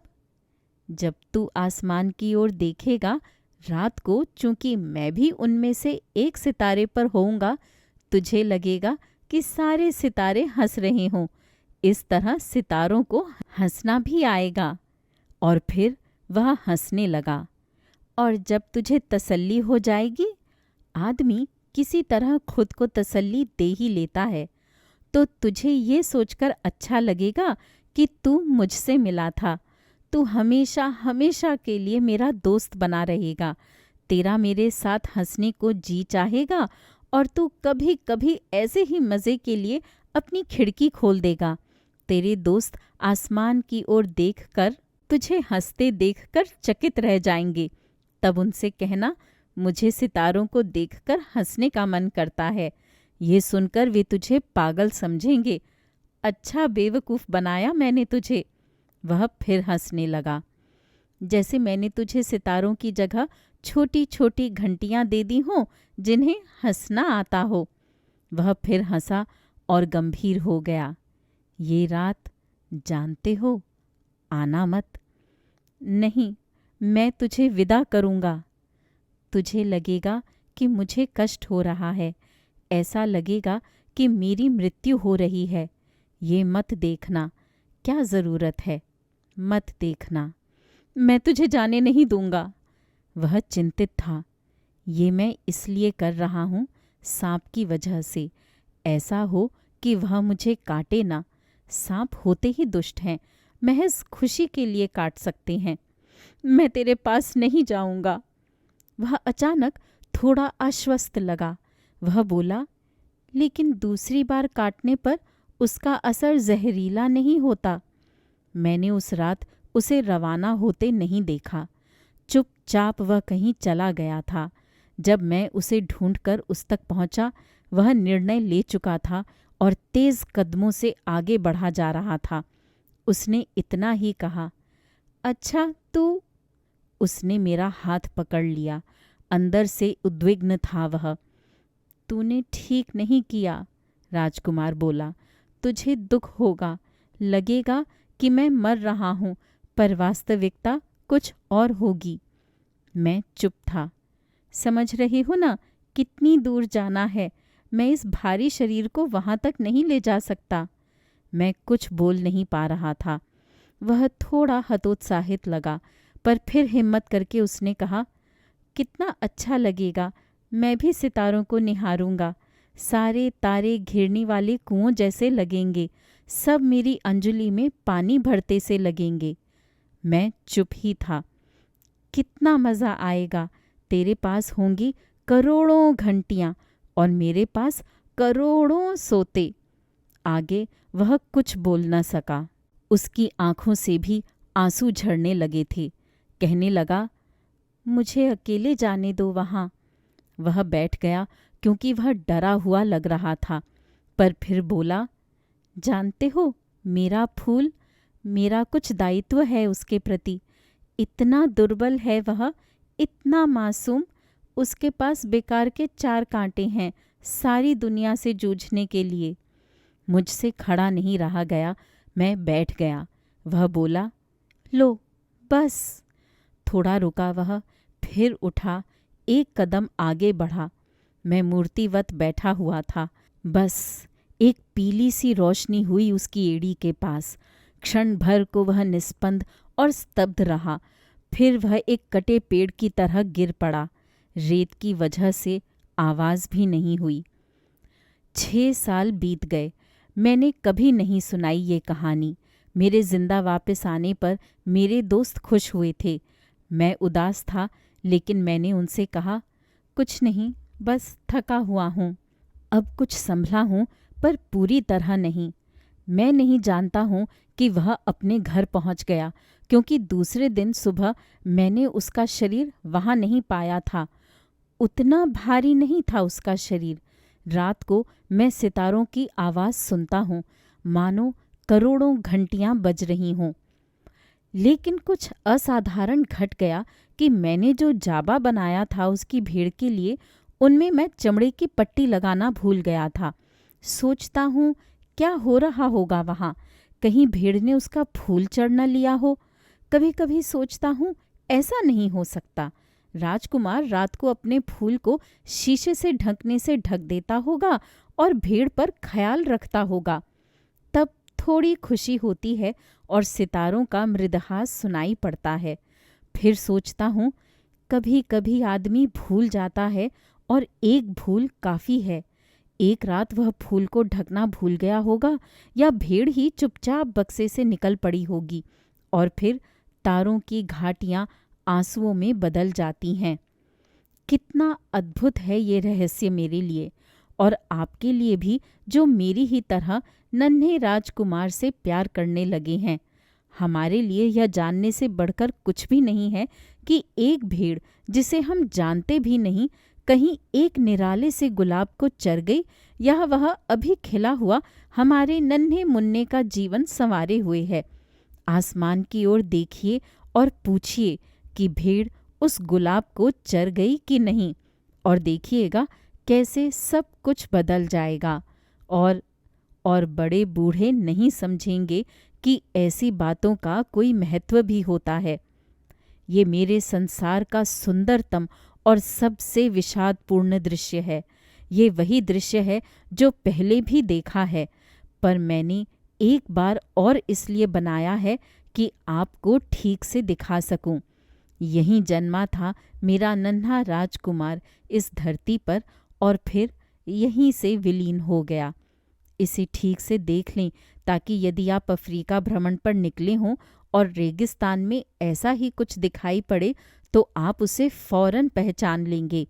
यदि आपको उधर से गुजरने का अवसर मिले तो मैं आपसे हाथ जोड़कर विनती करता हूँ, वहाँ से यूं ही मत जाइएगा। एक क्षण को तारे के नीचे इंतज़ार करिएगा।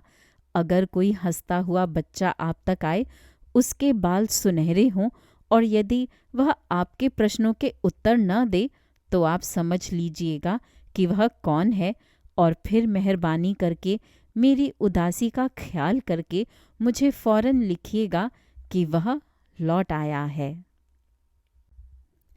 दोस्तों, अभी आप सुन रहे थे विश्व प्रसिद्ध कहानी द लिटिल प्रिंस का हिंदी अनुवाद नन्हा राजकुमार। उम्मीद है ये कहानियाँ आपको पसंद आ रही होंगी। मेरे चैनल पर आने के लिए और इन कहानियों को सुनने के लिए धन्यवाद।